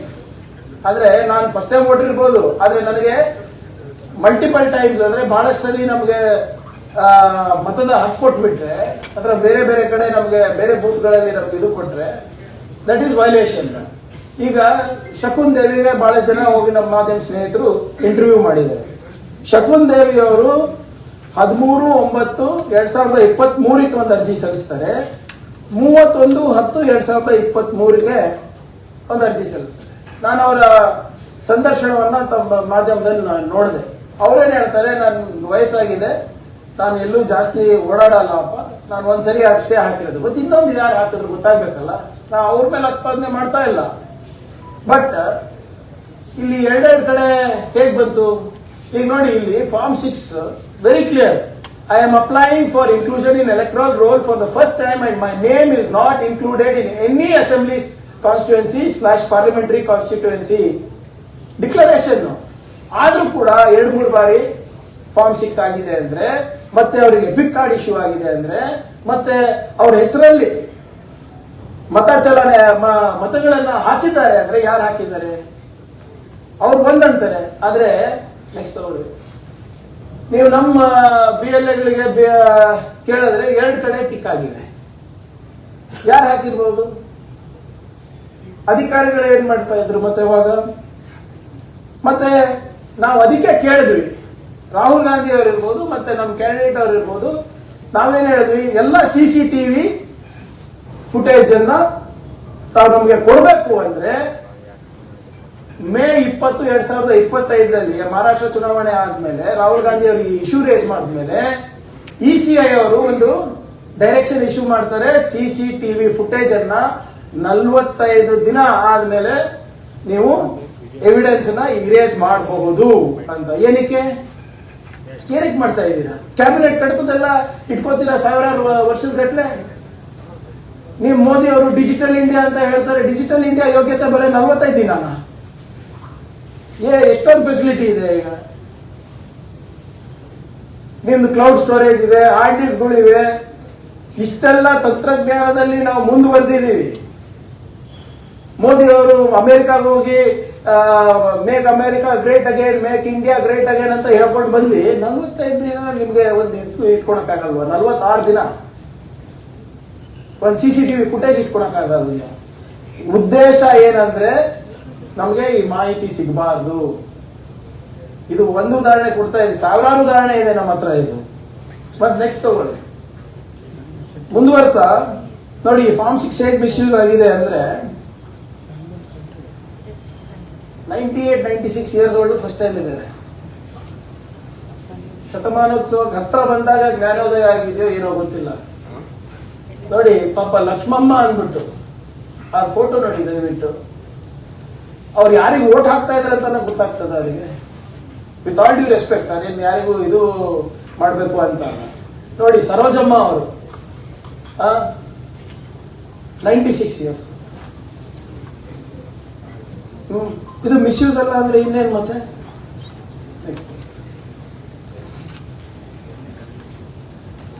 ನನಗೆ ಹೇಗೆ ಅನಿಸ್ತಾ ಇದೆ ಇದು ನೋಡಿ, ಇದು 18ರಿಂದ 21 ನೋ ಪ್ರಾಬ್ಲಮ್. ಒಂದ್ ಕಡೆ ಕೊಟ್ರೆ, ಮಲ್ಟಿಪಲ್ ಕಡೆ ಕೊಟ್ರೆ ಇಟ್ ಇಸ್ ನಾಟ್ ವ್ಯಾಲಿಡ್. 22ರಿಂದ 30 ವರ್ಷಕ್ಕೆ ಇಶ್ಯೂ ಮಾಡಿರೋದು 7,639, 31 to 40 14,253, 41 to 60 9,453, 61 to 99 2,423 voters form 6 ನಲ್ಲಿ ಆಗಿರೋದು ಇದು. ಮತ್ತೆ ಇದಕ್ಕೆ ಎಲೆಕ್ಷನ್ ಕಮಿಷನರ್ ದ್ವಂದ್ವ ನೀತಿ ಅಂತ ಹೇಳ್ಬೋದಲ್ಲ ನಾವು? ಇದು ನಮಗೊಂದು ಮಾಹಿತಿ ಕೊಡ್ತಾರೆ, ಬೇರೆಯವರಿಗೆ ಒಂದು ಮಾಹಿತಿ ಕೊಡ್ತಾರೆ. ನೆಕ್ಸ್ಟ್, ಈಗ ಇದು ಬಹಳ ಇಂಟ್ರೆಸ್ಟಿಂಗ್ ಆಗಿದೆ ನೋಡಿ. ಎಲೆಕ್ಷನ್ ಕಮಿಷನ್ ಯಾವ ರೀತಿ ನಡ್ಕೊಳ್ತದೆ ಅಂತ. ನಾವು RTI ಹಾಕಿದ್ವಿ, ನಮ್ಗೆ ಮಹಾದೇವಪುರದ್ದು ಕಾನ್ಸ್ಟಿಟ್ಯೂನ್ಸಿದು ಎಲ್ಲ ಮಾಹಿತಿ ಬೇಕು ಅಂತ ಡಿಟೇಲ್ಡ್ ಆಗಿ ಕೇಳಿದ್ವಿ. ಇದು ಮಹಾದೇವಪುರದ RTI ನಾವು ಹಾಕಿರೋದು, ಎಲ್ಲಾನು ಸಿಕ್ಕಿದೆ. CV ರಾಮನ್ ನಗರದ RTI ಏನು ಸಿಕ್ಕಿಲ್ಲ. ಏನ್ ಕೊಡ್ತಾರೆ ರಿಪ್ಲೈ ಅಂದ್ರೆ, ಅದರಲ್ಲಿ ರಿಪ್ಲೈ ಹೋಗಿದೆ, ಒಂದೇ ಆಯೋಗ, ಒಂದೇ ಪಾರ್ಲಿಮೆಂಟರಿ ಕಾನ್ಸ್ಟಿಟ್ಯೂನ್ಸಿ, ಅಕ್ಕಪಕ್ಕ ಅಸೆಂಬ್ಲಿ ಕಾನ್ಸ್ಟಿಟ್ಯೂನ್ಸಿನಲ್ಲಿ ಒಂದೆಲ್ಲ ಮಾಹಿತಿ ಕೊಡ್ತಾರೆ. ಇನ್ನ ಒಂದು ಮಾಹಿತಿ ಕೇಳಿದ್ರೆ ರಿಪ್ಲೈ ಏನಿದೆ, the details which you have requested are confidential matter and it can't be disclosed as per the ECI guideline. ಅದೇಂಗೆ? CV ರಾಮನ್ ನಗರ್ನಲ್ಲಿ ಅಂತದೇನು ಮಾಹಿತಿ ಇದೆ? ಅಥವಾ ಮಹದೇವಪುರದಲ್ಲಿ ECI ಗೈಡ್ಲೈನ್ ವರ್ಕ್ ಆಗಲ್ವಾ? ಅಲ್ಲಿ ಕೊಡ್ತಾ ಇದ್ದಾರೆ, ಇಲ್ಲಿ ಕೊಡ್ತಾ ಇಲ್ಲ. ಯಾಕಂದ್ರೆ ಇಲ್ಲೂ ಕೊಟ್ರೆ ಅದೇ ನಾವು ತೋರಿಸ್ತೀವಿ. ಸೊ ಇದು ನಾವು ಇನ್ನೂ ಅರ್ಥ ಆಗ್ತಲ್ಲ, ಹೇಗೆ ಆಯೋಗದವ್ರು ಇರ್ಬೋದು RTI ಇನ್ಫಾರ್ಮೇಶನ್ ನಲ್ಲಿ ನಮಗೆ ಈಗ ಕೊಟ್ಟಿದ್ದಾರೆ ಅಂತ. ಸೊ ನೆಕ್ಸ್ಟ್ ತಗೊಳ್ಳಿ. ನಮಗೆ ಕೊನೆಯದಾಗಿ ನೋಡಿ, ಇದೆಲ್ಲಾನು ಕೂಡ ಲೆಕ್ಕ ನಮ್ಮ ಹತ್ರ ಇದೆ. ಯಾವುದೋ ಸುಮ್ಮನೆ ನಮ್ಮ ಹತ್ರ 10 ಡಾಕ್ಯುಮೆಂಟ್ 20 ಡಾಕ್ಯುಮೆಂಟ್ ಅಲ್ಲ, 1,00,000 ಡಾಕ್ಯುಮೆಂಟ್ ಇದೆ ನಮ್ಮ ಹತ್ರ. ಅವೆಲ್ಲಾನು ಸಮಯ ಬಂದಾಗ ಹಂತವಾಗಿ ನಾವು CEC ಕೊಡ್ತೀವಿ. ಈಗಾಗಲೇ ಬಿಡುಗಡೆ ಮಾಡಿದಂತ ದಾಖಲೆಗಳ ಬಗ್ಗೆ ನಾವೇನಾದ್ರೂ ಉತ್ತರ ಕೇಳ್ತಾ ಇದ್ರೆ, ರಾಹುಲ್ ಗಾಂಧಿ ಅವರ ಬಗ್ಗೆ ನೀವು ಪ್ರಮಾಣ ಮಾಡಿ ಅಂತ ಒಂದು ಅಫಿಡವಿಟ್ ಕೊಡ್ತಾರೆ. ಅದೇನಾದ್ರೂ ಸುಳ್ಳಿದ್ರೆ ನಿಮ್ಗೆ ಶಿಕ್ಷೆ ಆಗ್ಬೋದು ಅಂತ. ಅವ್ರು ಯಾಕೆ ನಮಗೆ ಪ್ರಮಾಣ ಕೊಡಬಾರ್ದು ನಮ್ಮ ಜನರಿಗೆ? Let election commission give a signed affidavit to the people of this country that they are free and fair and they will give us pure and hygienic voter list. ಕೊಡ್ತಾರಾ? ಕಮಿಷನ್ ಅವರು ಹೆಂಗೆ ರಾಹುಲ್ ಗಾಂಧಿಗೆ ಇರ್ಬೋದು, ಬೇರೆಯವರಿಗಿರ್ಬೋದು, ನೀವು ಸ್ವೋರ್ನ್ ಅಫಿಡವಿಟ್ ಕೊಡಬೇಕು ಅಂತ ಇದ್ದೀರಾ, ಅದೇ ನೀವು ಒಂದು ಕೊಟ್ಬಿಡಿ, ಜನರಿಗೆ ಕೊಡಿ. ಪ್ರತಿನಿಧಿಗಳಿಗೆ ಬೇಡ, ಪಾರ್ಟಿಗಳಿಗೆ ಬೇಡ. ನಮ್ಮ ನಾಗರಿಕರಿಗೆ ಕೊಡಿ, yes we will give you a pure voter list ಅಂತ. ಅದು ಮಾಡೋದು ಬಿಟ್ಟು ನಾವು ಏನಾದ್ರು ಪ್ರಶ್ನೆ ಕೇಳಿದ್ರೆ ನೀವು ನಮ್ಗೆ ಇಂಟಿಮಿಡೇಟ್ ಮಾಡ್ತೀರಾ? ನೀವು ಸಂವಿಧಾನಕ್ಕಿಂತ ದೊಡ್ಡವರಾದ್ರ? You are constitutional body, but you are not above the constitution. You work within the parameter of the constitution, within the legal ambit of the constitution. So ಆದ್ರಿಂದ ನಮ್ಮ ಬೇಡಿಕೆ ಇಷ್ಟೇ. ಕೊನೆಯದಾಗಿ ರಾಹುಲ್ ಗಾಂಧಿ ಅವರು ಹೇಳಿದಂಗೆ ನಮಗೆ ತಾವು ಎಲ್ಲ ದಾಖಲೆಗಳು ಮಿಷಿನ್ ರೀಡಬಲ್ ಫಾರ್ಮ್ಯಾಟ್ ನಲ್ಲಿ ಮತ್ತೆ ಡಿಜಿಟಲ್ ಫಾರ್ಮ್ಯಾಟ್ ನಲ್ಲಿ ಕೊಡಬೇಕು. ಅದನ್ನ ಕೊಡ್ತಾ ಇಲ್ಲ. ಯಾಕೆ ಹೆದರ್ತಾ ಇಲ್ಲ ಗೊತ್ತಿಲ್ಲ. ಮಹಾರಾಷ್ಟ್ರದ ಕೊಡ್ತಾ ಇಲ್ಲ, ಹರಿಯಾಣದ ಕೊಡ್ತಾ ಇಲ್ಲ, ಕರ್ನಾಟಕದ ಕೊಡ್ತಾ ಇಲ್ಲ. ಒಂದನೇದು ಕೊಡ್ಬೇಕು. ಎರಡನೇದು CCTV ಫುಟೇಜ್ ಏನ್ ನೀವು 45 ದಿನದಲ್ಲಿ ನೀವು ಡಿಲೀಟ್ ಮಾಡ್ಬೇಕಂತ ಇದ್ರೆ ಅದು ರದ್ದಾಗಬೇಕು. ಆ ಫುಟೇಜಸ್ ಅನ್ನ ನೀವು ಯಾವುದೇ ಪೊಲಿಟಿಕಲ್ ಪಾರ್ಟಿ ಕೇಳಿದ್ರು ಕೊಡ್ಬೇಕು. ಬಿಜೆಪಿ ಕೇಳಿದ್ರು ಕೊಡಿ, ನಮ್ಗೇನು ತೊಂದರೆ ಇಲ್ಲ. ಮತ್ತೆ ಎಲೆಕ್ಷನ್ ಕಮಿಷನ್ ಅವರು ನಮ್ಗೆ ಉತ್ತರ ಕೊಡಬೇಕು. ಇಷ್ಟು ದೊಡ್ಡ ಫ್ರಾಡ್ ನಡೀತಿರ್ಬೇಕಾದಾಗ ನಿಮ್ಮಿಂದ ಅಥವಾ ನಿಮ್ಮ ಅಧಿಕಾರಿಗಳಿಂದ ಅಥವಾ ನಿಮ್ಮ ಕೆಳಗೆ ಕೆಲಸ ಮಾಡ್ತಾ ಇರುವಂತ ರಾಜ್ಯದ ಅಧಿಕಾರಿಗಳಿಂದ ನೀವೇನ್ ಕಣ್ಣು ಮುಚ್ಕೊಂಡು ಯಾಕೆ ಕೂತಿದ್ದೀರಾ? ಯಾರ ಪ್ರೆಷರ್ ಇದೆ ನಿಮ್ಮ ಮೇಲೆ? ಯಾರ ಒತ್ತಡದ ಮೇಲೆ ಕೆಲಸ ಮಾಡ್ತಾ ಇದ್ದೀರಾ? ಅಥವಾ ನಿಮಗೂ ಏನಾದ್ರು IT, ED, CBI ಅಂತ ಎದುರಿಸ್ತಾ ಇದ್ದಾರಾ? ಯಾಕಂದ್ರೆ ನಾವು ಪ್ರಶ್ನೆ ಕೇಳಿದ್ರೆ ಉತ್ತರ ಕೊಡೋದು ಬಿಟ್ಟು ಇನ್ನೊಂದು ಪ್ರಶ್ನೆ ಹಾಕ್ತೀರಾ, ಅಥವಾ ನಮಗೂ ಕೂಡ ನೀವು ಬೆದರಿಕೆ ಹಾಕ್ತಿದ್ದೀರಾ. ಈಗ instead of threatening opposition, I would strongly suggest the election commission do their job. ಇದು ಅವರು ಅಧಿಕೃತವಾದಂತಹ ಟ್ವೀಟ್, ಅವರ ಹೇಳಿಕೆ. ಏನಂತ ಹೇಳ್ತಾರೆ ನಮ್ಮ ವಿರೋಧ ಪಕ್ಷದ ನಾಯಕ ಬಗ್ಗೆ? ರೂಲ್ 20 ಎಲ್ಲ ನಮ್ಮ ಪುಣ್ಣಣ್ಣ ಅವರು ಹೇಳ್ತಾರೆ, if Shri Rahul Gandhi does not sign the declaration, it would mean that he does not believe in his analysis, resultant conclusions and is making absurd allegations, in which case he should apologize to the nation. ಏನಂತಾರೆ? ಅವರು ಮಾಡಿದಂತ research ಮೇಲೆ ಅವರಿಗೆ ನಂಬಿಕೆ ಇಲ್ಲ. ನೀವು ಏನು conclusion ಬಂದಿದ್ರ, ನೀವೇನ್ ರಿಸಲ್ಟ್ಸ್ ಅನ್ನ ನೀವು ತೋರಿಸ್ತಾ ಇದೀರಾ, ಪುರಾವೆಗಳನ್ನ ಕೊಡ್ತಾ ಇದ್ರ, ಅದ್ರಲ್ಲಿ ನಂಬಿಕೆ ಇಲ್ಲ. ಅಬ್ಸರ್ಡ್ ಅಲಿಗೇಷನ್ಸ್ ಅಂತೆ. ಒಂದು ಕಾನ್ಸ್ಟಿಟ್ಯೂಷನಲ್ ಇನ್ಸ್ಟಿಟ್ಯೂಷನ್ ಆಗ್ಬಿಟ್ಟು ಈ ಲ್ಯಾಂಗ್ವೇಜ್ ಯೂಸ್ ಮಾಡ್ತೀರೇನ್ರಿ? Is the leader of opposition of the world's biggest democracy. Mind you, ಯಾರಿಗೆ ಥ್ರೆಟನ್ ಮಾಡ್ತಾ ಇದ್ದೀರಾ ನೀವು? Whom do you think you are threatening? We are all elected by the people. ನೀವು absurd allegations ಅಂದ್ರೆ ಇವಾಗ ನಾವು ನಿಮ್ಗೆಲ್ಲ ಕೊಟ್ಟಿದೀವಲ್ಲಪ್ಪ. Source of RTI is there, source of your revision list is there. ನಿಮ್ಮ ನೀವು ಕೊಟ್ಟಂತ ದಾಖಲೆಗಳನ್ನ ನಾವು ನಿಮ್ಮ ಮುಂದೆ ಇಟ್ಟಿದ್ದೀವಿ. ಇದಕ್ಕೇನಂತೀರಾ? ಇಟ್ಸ್ ಅಬ್ಸರ್ಡ್ ಅಂತೀರಾ? In fact you owe the people of the country an apology for playing around with mandates, for fixing mandates under somebody's pressure, central government's pressure perhaps. ನೀವು ನಮ್ಗೆ ಇನ್ನೊಂದು ಅರ್ಥ ಆಗ್ತಾ ಇಲ್ಲ. ನಾವು ಚುನಾವಣೆ ಆಯೋಗಕ್ಕೆ, CBIಗೆ, ITಗೆ, EDಗೆ ನಾವು ಪ್ರಶ್ನೆ ಮಾಡಿದ್ರೆ ಬಿಜೆಪಿ ಯಾಕೆ ಉತ್ತರ ಕೊಡ್ತಾರೆ? Who are they? ಇವ್ರು ಯಾಕ್ರಿ ಅವ್ರ ವಕ್ತಾರರಾಗ್ತಾ ಇದ್ದಾರೆ? ED ಬಗ್ಗೆ ಕೇಳಿದ್ರೆ ಅವರೇ ಉತ್ತರ ಕೊಡ್ತಾರೆ, CBI ಕೇಳಿದ್ರೆ ಅವರೇ ಉತ್ತರ ಕೊಡ್ತಾರೆ. ಎಲೆಕ್ಷನ್ ಕಮಿಷನ್ ಈಗ ಪ್ರಾರಂಭ ಆಗಿದೆ. ಈಗ ಮೊನ್ನೆ ನಾನು ನಮ್ಮ ಬಿಜೆಪಿಯ ಕೆಲವು ಶಾಸಕರ, ಸಂಸದರ ಹೇಳಿಕೆಗಳು ನೋಡಿದೆ. ಅವರೇನ್ ಹೇಳ್ತಾರೆ? ಇದು ವರ್ಣದಲ್ಲೂ ಆಗಿದೆ, ಕೊಡಗುನಲ್ಲೂ ಆಗಿರ್ಬೋದು, ಚಿತ್ತಾಪುರ್ನಲ್ಲೂ ಆಗಿದೆ ಅಂತ ಹೇಳ್ತಾರೆ. ಆಗಿರ್ಬೋದು, ನಿಮ್ಗೂ ಆಗಿದೆ ಅನಿಸ್ತಾ ಇದೆ ಅಲ್ಲ? ಬನ್ನಿ ಇಬ್ರು ಹೋಗೋಣ, ಸ್ಟೇಟ್ ಎಲೆಕ್ಷನ್ ಕಮಿಷನ್ ಹತ್ರ ಹೋಗೋಣ. ಯಾಕೆ ಹೆದರ್ತೀರಾ? ಏನು ನನ್ಗೇನು ಅನುಮಾನ, ನೀವೇ ಮಾಡಿಸಿರ್ಬೋದು. ವರ್ಣದಲ್ಲೂ ನೀವೇ ಮಾಡಿಸಿರ್ಬೋದು, ಚಿತ್ತಾಪುರದಲ್ಲೂ ನೀವೇ ಮಾಡಿಸಿರ್ಬೋದು, ಕೊಡಗುದಲ್ಲೂ ನೀವೇ ಮಾಡಿಸಿರ್ಬೋದು. ನೀವು ಮಾಡಿಸಿಲ್ಲ ಅಂದ್ರೆ ಬನ್ನಿ ನಮ್ಮ ಜೊತೆ. What is stopping you? Prove us wrong. ನಿಮ್ಗೂ ಆಗಿದೆ ಅಕ್ರಮ ಅಂತ ಇದ್ದೀರಲ್ಲ, ಬನ್ನಿ ಮತ್ತೆ ಹೋಗೋಣ ಜೊತೆಗೆ ಅಂತ ನಾನು ಹೇಳ್ತಾ ಇದ್ದೀನಿ. ಮತ್ತೊಬ್ರು ಶಾಸಕರು ಹೇಳ್ತಾ ಇದ್ರು, ರಾಹುಲ್ ಗಾಂಧಿ 6 ತಿಂಗಳಾಯ್ತು, ಕಾಂಗ್ರೆಸ್ ಕ್ಯಾಂಡಿಡೇಟ್ಗೆ 6 ತಿಂಗಳಾಯ್ತು, ನಾವು 6 ಅವರಲ್ಲಿ ಮಾಡಿ ತೋರಿಸ್ಬಿಟ್ಟಿದೀವಿ ಅಂತ ಹೇಳಿದ್ರು. ಹೇಗೆ ಸಿಕ್ತಪ್ಪ ನಿಮ್ಗೆ 6 ಅವರ್ನಲ್ಲಿ? How? This is exactly what we are trying to tell. There is collusion. How is it that you get data and we don't get data? How is it that you are able to do it in 6 hours and we are taking 6 months? ಸುಮ್ನೆ ನಾಳೆ ಹೇಳ್ತಾರೆ ನೋಡಿ, ಈ ನಾಳೆ ಅವ್ರ statement ಏನಿದೆ ಅಂತ ಈಗಲೇ ನಾನು ಹೇಳ್ತೀನಿ, ಇಲ್ಲ ಪ್ರಿಯಾಂಕೆ ಗೊತ್ತಿಲ್ಲ, AI ಎಲ್ಲ ಇದೆ ಅಂತಾರೆ. ನಮ್ಮ ಹತ್ರ ಕೋಡರ್ಸ್ ಇದ್ದಾರೆ, ಹ್ಯಾಕರ್ಸ್ ಇದ್ದಾರೆ, ಏನೋ ಅಂತ ಹೇಳ್ತಾರೆ ಅವರು. ಈಗ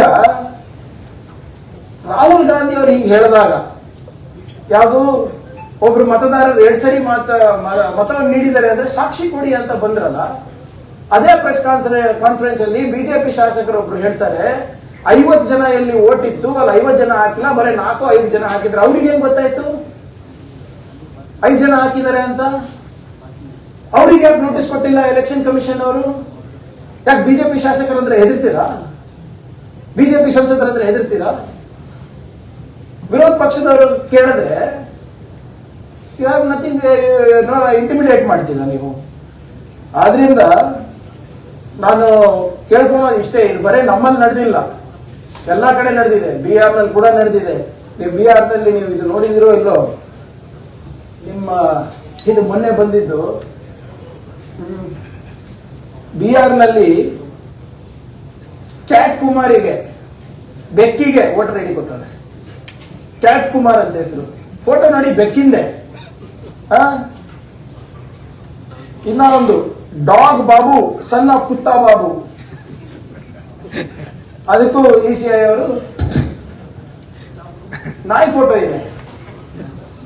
ನಾಯಿ photo sir, dog Babu, son of Kutta Babu, cat Kumar, ಇವರಿಗೆಲ್ಲ ಕೊಟ್ಟಿದ್ದಾರಲ್ರಿ. ಟ್ರಂಪ್ ಹೆಸರಲ್ಲೂ ಒಂದು ಇಶ್ಯೂ ಆಗಿದೆ ಅಂತ ಮೊನ್ನೆ, ಟ್ರಂಪ್ ಅವರ ಹೆಸರ ಮೇಲೆ. ಈಗ ನಾವು ಹೇಳ್ತಾ ಇರೋದು, ನೀವು ಇಷ್ಟೆಲ್ಲ ರಾಹುಲ್ ಗಾಂಧಿ ಟ್ರ್ಯಾಕ್ ಮಾಡ್ತಾ ಇದ್ದೀರಾ, ಖರ್ಗೆ ಸಾಹೇಬ್ರಿಗೆ ಟ್ರ್ಯಾಕ್ ಮಾಡ್ತಾ ಇದ್ದೀರಾ, ಸಿದ್ದರಾಮಯ್ಯ ಅವರಿಗೆ ಮಾಡ್ತಾ ಇದ್ದೀರಾ, ಶಿವಕುಮಾರ್ ಸಾಹೇಬ್ರಿಗೆ ಮಾಡ್ತಾ ಇದ್ದೀರಾ. ಫಸ್ಟ್ ಜನ ಏನ್ ಹೇಳ್ತಾ ಇದ್ದಾರೆ ಕೇಳ್ರಿ. ನಿಮ್ ವೋಟರ್ ಲಿಸ್ಟ್ ಕರೆಕ್ಟ್ ಆಗಿ ಟ್ರ್ಯಾಕ್ ಮಾಡಿ ನೀವು, ಸಾಕು. ಮೊನ್ನೆ ಯಾವ್ದೋ ನಿನ್ನೆ ಅದ್ರ ಸಂಪೂರ್ಣ ಮಾಹಿತಿ ಗೊತ್ತಿಲ್ಲ ನನಗೆ. ವಾರಣಾಸಿ ಅಂದ್ರೆ ನಮ್ಮ ಮೋದಿ ಅವ್ರ ಕಾನ್ಸ್ಟಿಟ್ಯೂನ್ಸಿನಲ್ಲಿ ಯಾರೋ ಒಬ್ರು ರಾಜ್ ಕಮಲ್ ದಾಸ್ ಅಂತಿದ್ದಾರಂತೆ, ಅವ್ರಿಗೆ 50 ಜನ ಮಕ್ಕಳಂತೆ. ಅತ್ಯಂತ ಕಿರಿ ಮಗ 28 ವರ್ಷ, ಅತ್ಯಂತ ದೊಡ್ಡ ಮಗ 72 ವರ್ಷ, ಇವರಿಗೆ 50 ವರ್ಷನ ಏನಾಗಿದೆ. ಸಂಪೂರ್ಣವಾದ ಮಾಹಿತಿ ನನ್ನ ಹತ್ರ ಇಲ್ಲ. ಆದ್ರೆ ಇದು ಮೋದಿ ಅವ್ರ ಕಾನ್ಸ್ಟಿಟ್ಯೂನ್ಸಿನಲ್ಲಿ ಮೋದಿ ಅವ್ರು ಯಾವಾಗಲೂ ಹೇಳ್ತಾರಲ್ಲ, ನಾನು ನಾನ್ ಬಯೋಲಾಜಿಕಲ್ ಅಲ್ಲಿ ಹೋಗ್ಬಿಟ್ಟು ಎಲ್ಲರಿಗೂ ನಾನ್ ಬಯೋಲಾಜಿಕಲ್ ಮಾಡ್ಬಿಟ್ಟಿದ್ದಾರೆ ಅಲ್ಲಿ ಮೋದಿ ಅವರು. ಇದು ಹೇಗೆ ಸಾಧ್ಯ ಆಗ್ತದೆ? ಈಗ EC ಅವರು ಇದ್ರ ಬಗ್ಗೆ ಉತ್ತರ ಕೊಡ್ಬೇಕು. ನಾವು ಕೇಳಿದ 4-5 ಪ್ರಶ್ನೆಗಳಿಗೆ ರಾಹುಲ್ ಗಾಂಧಿ ಅವರು ಇರ್ಬೋದು, ನಾವಿರ್ಬೋದು, ನಮ್ಮ ಪಕ್ಷದ ವತಿಯಿಂದ ಕೇಳಿರೋದು, ಅವರು ಉತ್ತರ ಕೊಡ್ಬೇಕು. ನೀವು ರಾಹುಲ್ ಗಾಂಧಿ ಅವರಿಗೆ ಎಷ್ಟು ಟ್ರ್ಯಾಕ್ ಮಾಡ್ತಾ ಇದ್ದೀರಾ, ದಯವಿಟ್ಟು ನೀವು ಎಲೆಕ್ಷನ್ ಕಮಿಷನ್ ಅವರು ವೋಟರ್ ಲಿಸ್ಟ್ ಮತ್ತು ವೋಟರ್ಸ್ ನ ಟ್ರ್ಯಾಕ್ ಮಾಡಿ. ಅದು ನಿಮ್ ಜವಾಬ್ದಾರಿ. ನಾವು ಕೇಳಿರುವಂತಹ ಪ್ರಶ್ನೆಗಳಿಗೆ ನೀವು ಉತ್ತರ ಕೊಡೋದು ಬಿಟ್ಟು ಜನರಲ್ಲಿ ಅನುಮಾನ ಬರ್ತಾ ಇದೆ ನಿಮ್ ಬಗ್ಗೆ. ನಿನ್ನೆ ಸುಪ್ರೀಂ ಕೋರ್ಟ್ ಅವರು ಹೇಳಿದ್ದಾರೆ, I think there is a trust deficit with ECI among people ಅಂತ ಪಾಸಿಂಗ್ ರೆಫರೆನ್ಸ್ ಮಾಡಿದ್ದಾರೆ. ಅದನ್ನ ದೂರಪಡಿಸ್ರಿ. ಅದು ಇದು ಬಿಟ್ಟು ನೀವು ರಾಹುಲ್ ಗಾಂಧಿ ಏನ್ ಹೇಳಿದ್ರು, ಯಾಕೆ ಹೇಳಿದ್ರು, ಎಲ್ಲಾನು ಕೂಡ ನಿಮ್ಮ ಮಾಹಿತಿನೇ ನಿಮ್ಗೆ ಕೊಡ್ತಾ ಇದೀವಿ. ನಿಮ್ಗೆ ಹೇಳಿ ಇನ್ನ ಬೇಕಾದ್ರೆ ರಿಸರ್ಚ್ ಪರ್ಸನ್ಸ್ ಕೊಡ್ಬೇಕಾದ್ರೆ ನಾವೇ ಕೊಡ್ತೀವಿ ನಿಮ್ಗೆ, ಎಲ್ಲಿಂದ ತೆಗಿತಾ ಇದೀವಿ ಅಂತ. ಆದ್ರೆ ಈ 5 ಪ್ರಶ್ನೆಗಳಿಗೆ ಅವ್ರು ಉತ್ತರ ಕೊಡ್ಲೇಬೇಕು ಅಂತ ತಮ್ಮ ಹತ್ರ ಕೇಳ್ಕೊತಾ ಇದ್ದೀನಿ. ಈಗ ಪೊನ್ನಣ್ಣ ಅವರು ಎಲೆಕ್ಷನ್ ಕಮಿಷನ್ ಅವರ ನೋಟಿಸ್ ಏನಿದೆ ಅದ್ರ ಬಗ್ಗೆ ಸ್ವಲ್ಪ 1-2 ನಿಮಿಷದಲ್ಲಿ ತಮಗೆ ಬ್ರೀಫ್ ಮಾಡ್ತಾರೆ. ವಾಪಸ್ ಬರ್ತೀನಿ, ಹೇರಲ್ಲಿ ವಾಪಸ್ ಮುಗಿಸ್ಲಿ. ಊಟ ಇದೆ. ಎಲ್ಲರಿಗೂ ನಮಸ್ಕಾರ.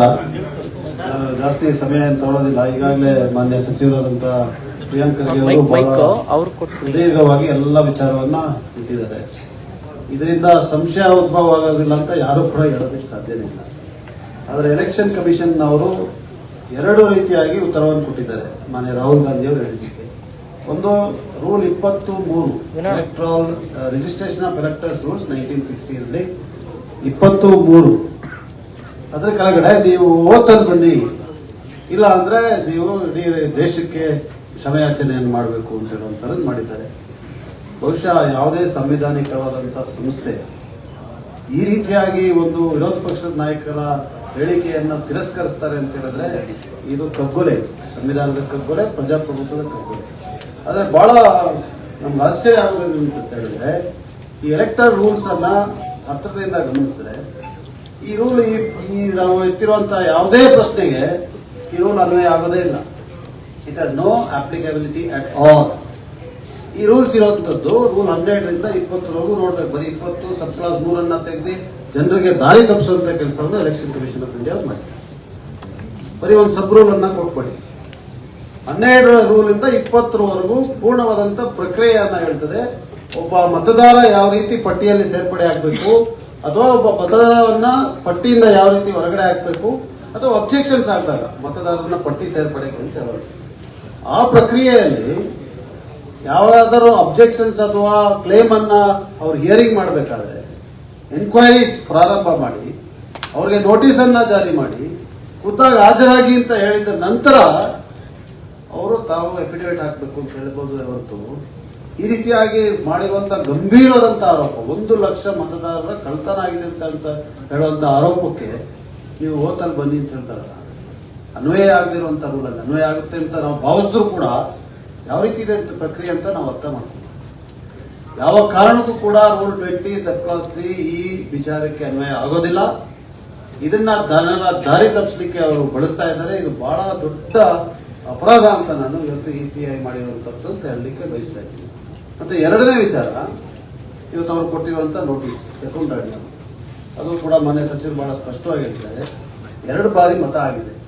ಶಕುಂಡಾಣಿ ಅವರೇ ಹಾಕಿದ್ದಾರೋ ಅಲ್ಲ ಯಾರೋ ಬಂದು ಬೇರೆ ಕಡೆಯಿಂದ ಹಾಕಿದ್ದಾರೋ, ಇದನ್ನ ತನಿಖೆ ಮಾಡ್ಲಿಕ್ಕೆ ಯಾಕೆ ಹಿಂದೇಟ್ ಆಗ್ತಾ ಇದ್ದಾರೆ? ಸಂಶಯ ಏನು ಉದ್ಭವ ಆಗ್ತಾ ಇದೆ ಅಂತ ಹೇಳಿದ್ರೆ ಏನನ್ನೋ ಮುಚ್ಚುವಂತ ಪ್ರಯತ್ನವನ್ನ ಎಲೆಕ್ಷನ್ ಕಮಿಷನ್ ಅವರು ಮಾಡ್ತಾ ಇದ್ದಾರೆ. ಅದರಿಂದ ಪದೇ ಪದೇ ಇದೆ 2 ಬಾರಿ ಟ್ವೀಟ್ ಮೂಲಕ ಮತ್ತು ಸಾಮಾಜಿಕ ಜಾಲತಾಣದಲ್ಲಿ ECIನವರು ಈ ರೀತಿಯಾದಂತಹ ಉತ್ತರವನ್ನು ಕೊಟ್ಟಿದ್ದಾರೆ. 23ನಲ್ಲಿ ತಾವು ಅಫಿಡೇವಿಟ್ ಹಾಕಿ ಅದನ್ನೇ ಬಿಜೆಪಿಯವರು ಕೂಡ ಪದೇ ಪದೇ ಹೇಳ್ತಾ ಇದ್ದಾರೆ. ಅದರಿಂದ ಇದನ್ನು ಸ್ಪಷ್ಟಪಡಿಸಲಿಕ್ಕೋಸ್ಕರ ನಾನು ಈ ಅವಕಾಶವನ್ನು ಬಳಸ್ತಾ ಇದ್ದೀನಿ. ದಯವಿಟ್ಟು ಅರ್ಥ ಮಾಡ್ಕೊಳ್ಳಿ, ಈ ರೂಲ್ ಅನ್ವಯ ಆಗೋದಿಲ್ಲ, ಈ ರೂಲ್ಸೇ ಅನ್ವಯ ಆಗೋದಿಲ್ಲ. ಎರಡನೇದು, ಇದರಲ್ಲಿರುವಂತಹ ಪ್ರಕ್ರಿಯೆ ಏನಿದೆ ಪ್ರಾರಂಭ 12ರಿಂದ 20ರಲ್ಲಿ ಪೂರ್ಣ ಆಗ್ತದೆ. ಯಾವುದೇ ಪ್ರಕ್ರಿಯೆಯನ್ನ ಕೂಡ ECI ಅವರು ಮಾಡಿಲ್ಲ, ಯಾಕಂದ್ರೆ ಅದು ಅನ್ವಯ ಆಗೋದಿಲ್ಲ. ಇಲ್ಲಿಂದ ಒಂದು ಲೈನ್ ಅನ್ನ ಎತ್ತಿ ಈ ರೀತಿಯಾಗಿ ಒಂದು ಸಂವಿಧಾನಿಕ ಹುದ್ದೆಯಲ್ಲಿ ಇರುವಂತಹ ಲೀಡರ್ ಆಫ್ ಅಪೋಸಿಷನ್ ಎತ್ತಿರುವಂತಹ ಈ ಪ್ರಶ್ನೆಗಳಿಗೆ ಉತ್ತರ ಕೊಡೋದು ಅವರಿಗೆ ಶೋಭೆ ತರುವಂತದ್ದಲ್ಲ. ಆರ್ಟಿಕಲ್ 324 ಕೆಳಗಡೆ ECI is a independent constitutional body. ಅವ್ರು ಯಾವ ರೀತಿ ವರ್ತಿಸಬೇಕು ಆ ರೀತಿ ಅವ್ರು ವರ್ತಿಸ್ತಾ ಇಲ್ಲ. ದಯವಿಟ್ಟು ಇದನ್ನ ತನಿಖೆ ಮಾಡಿ. ಇವತ್ತು ಪ್ರಿಯಾಂಕಾ ಅವರು ಕೂಡ ಬಹಳ ವಿಚಾರಗಳನ್ನು ಪ್ರಸ್ತಾಪ ಮಾಡಿದ್ದಾರೆ. ಜನರ ಮುಂದೆ ಉತ್ತರವನ್ನು ಕೊಡಿ ಅಂತ ಹೇಳಿ ಬಯಸ್ತಾ ಇದ್ದೀನಿ. ಧನ್ಯವಾದಗಳು.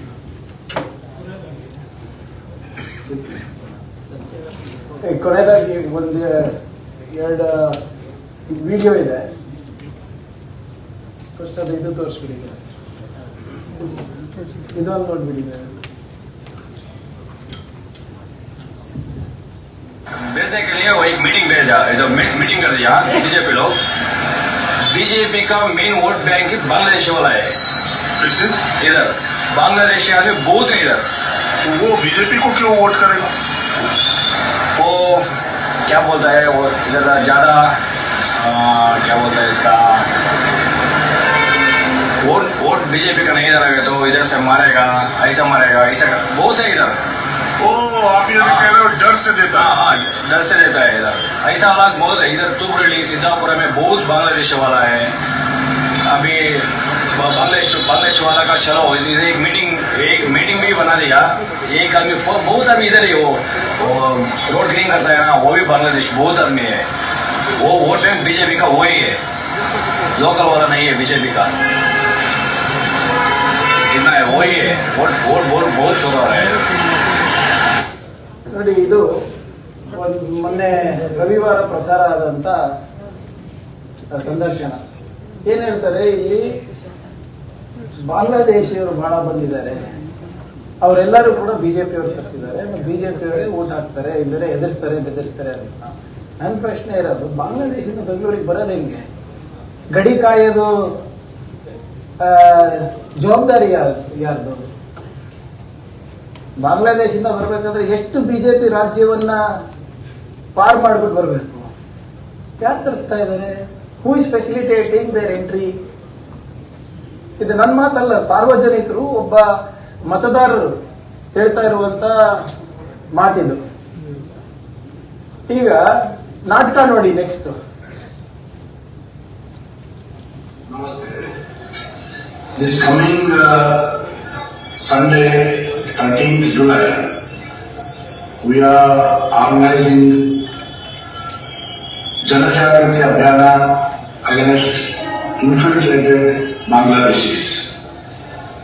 Illegal Bangladeshis should be sent out from the Bangalore, not only from Bangalore, from the entire country. They should be sent back to their country.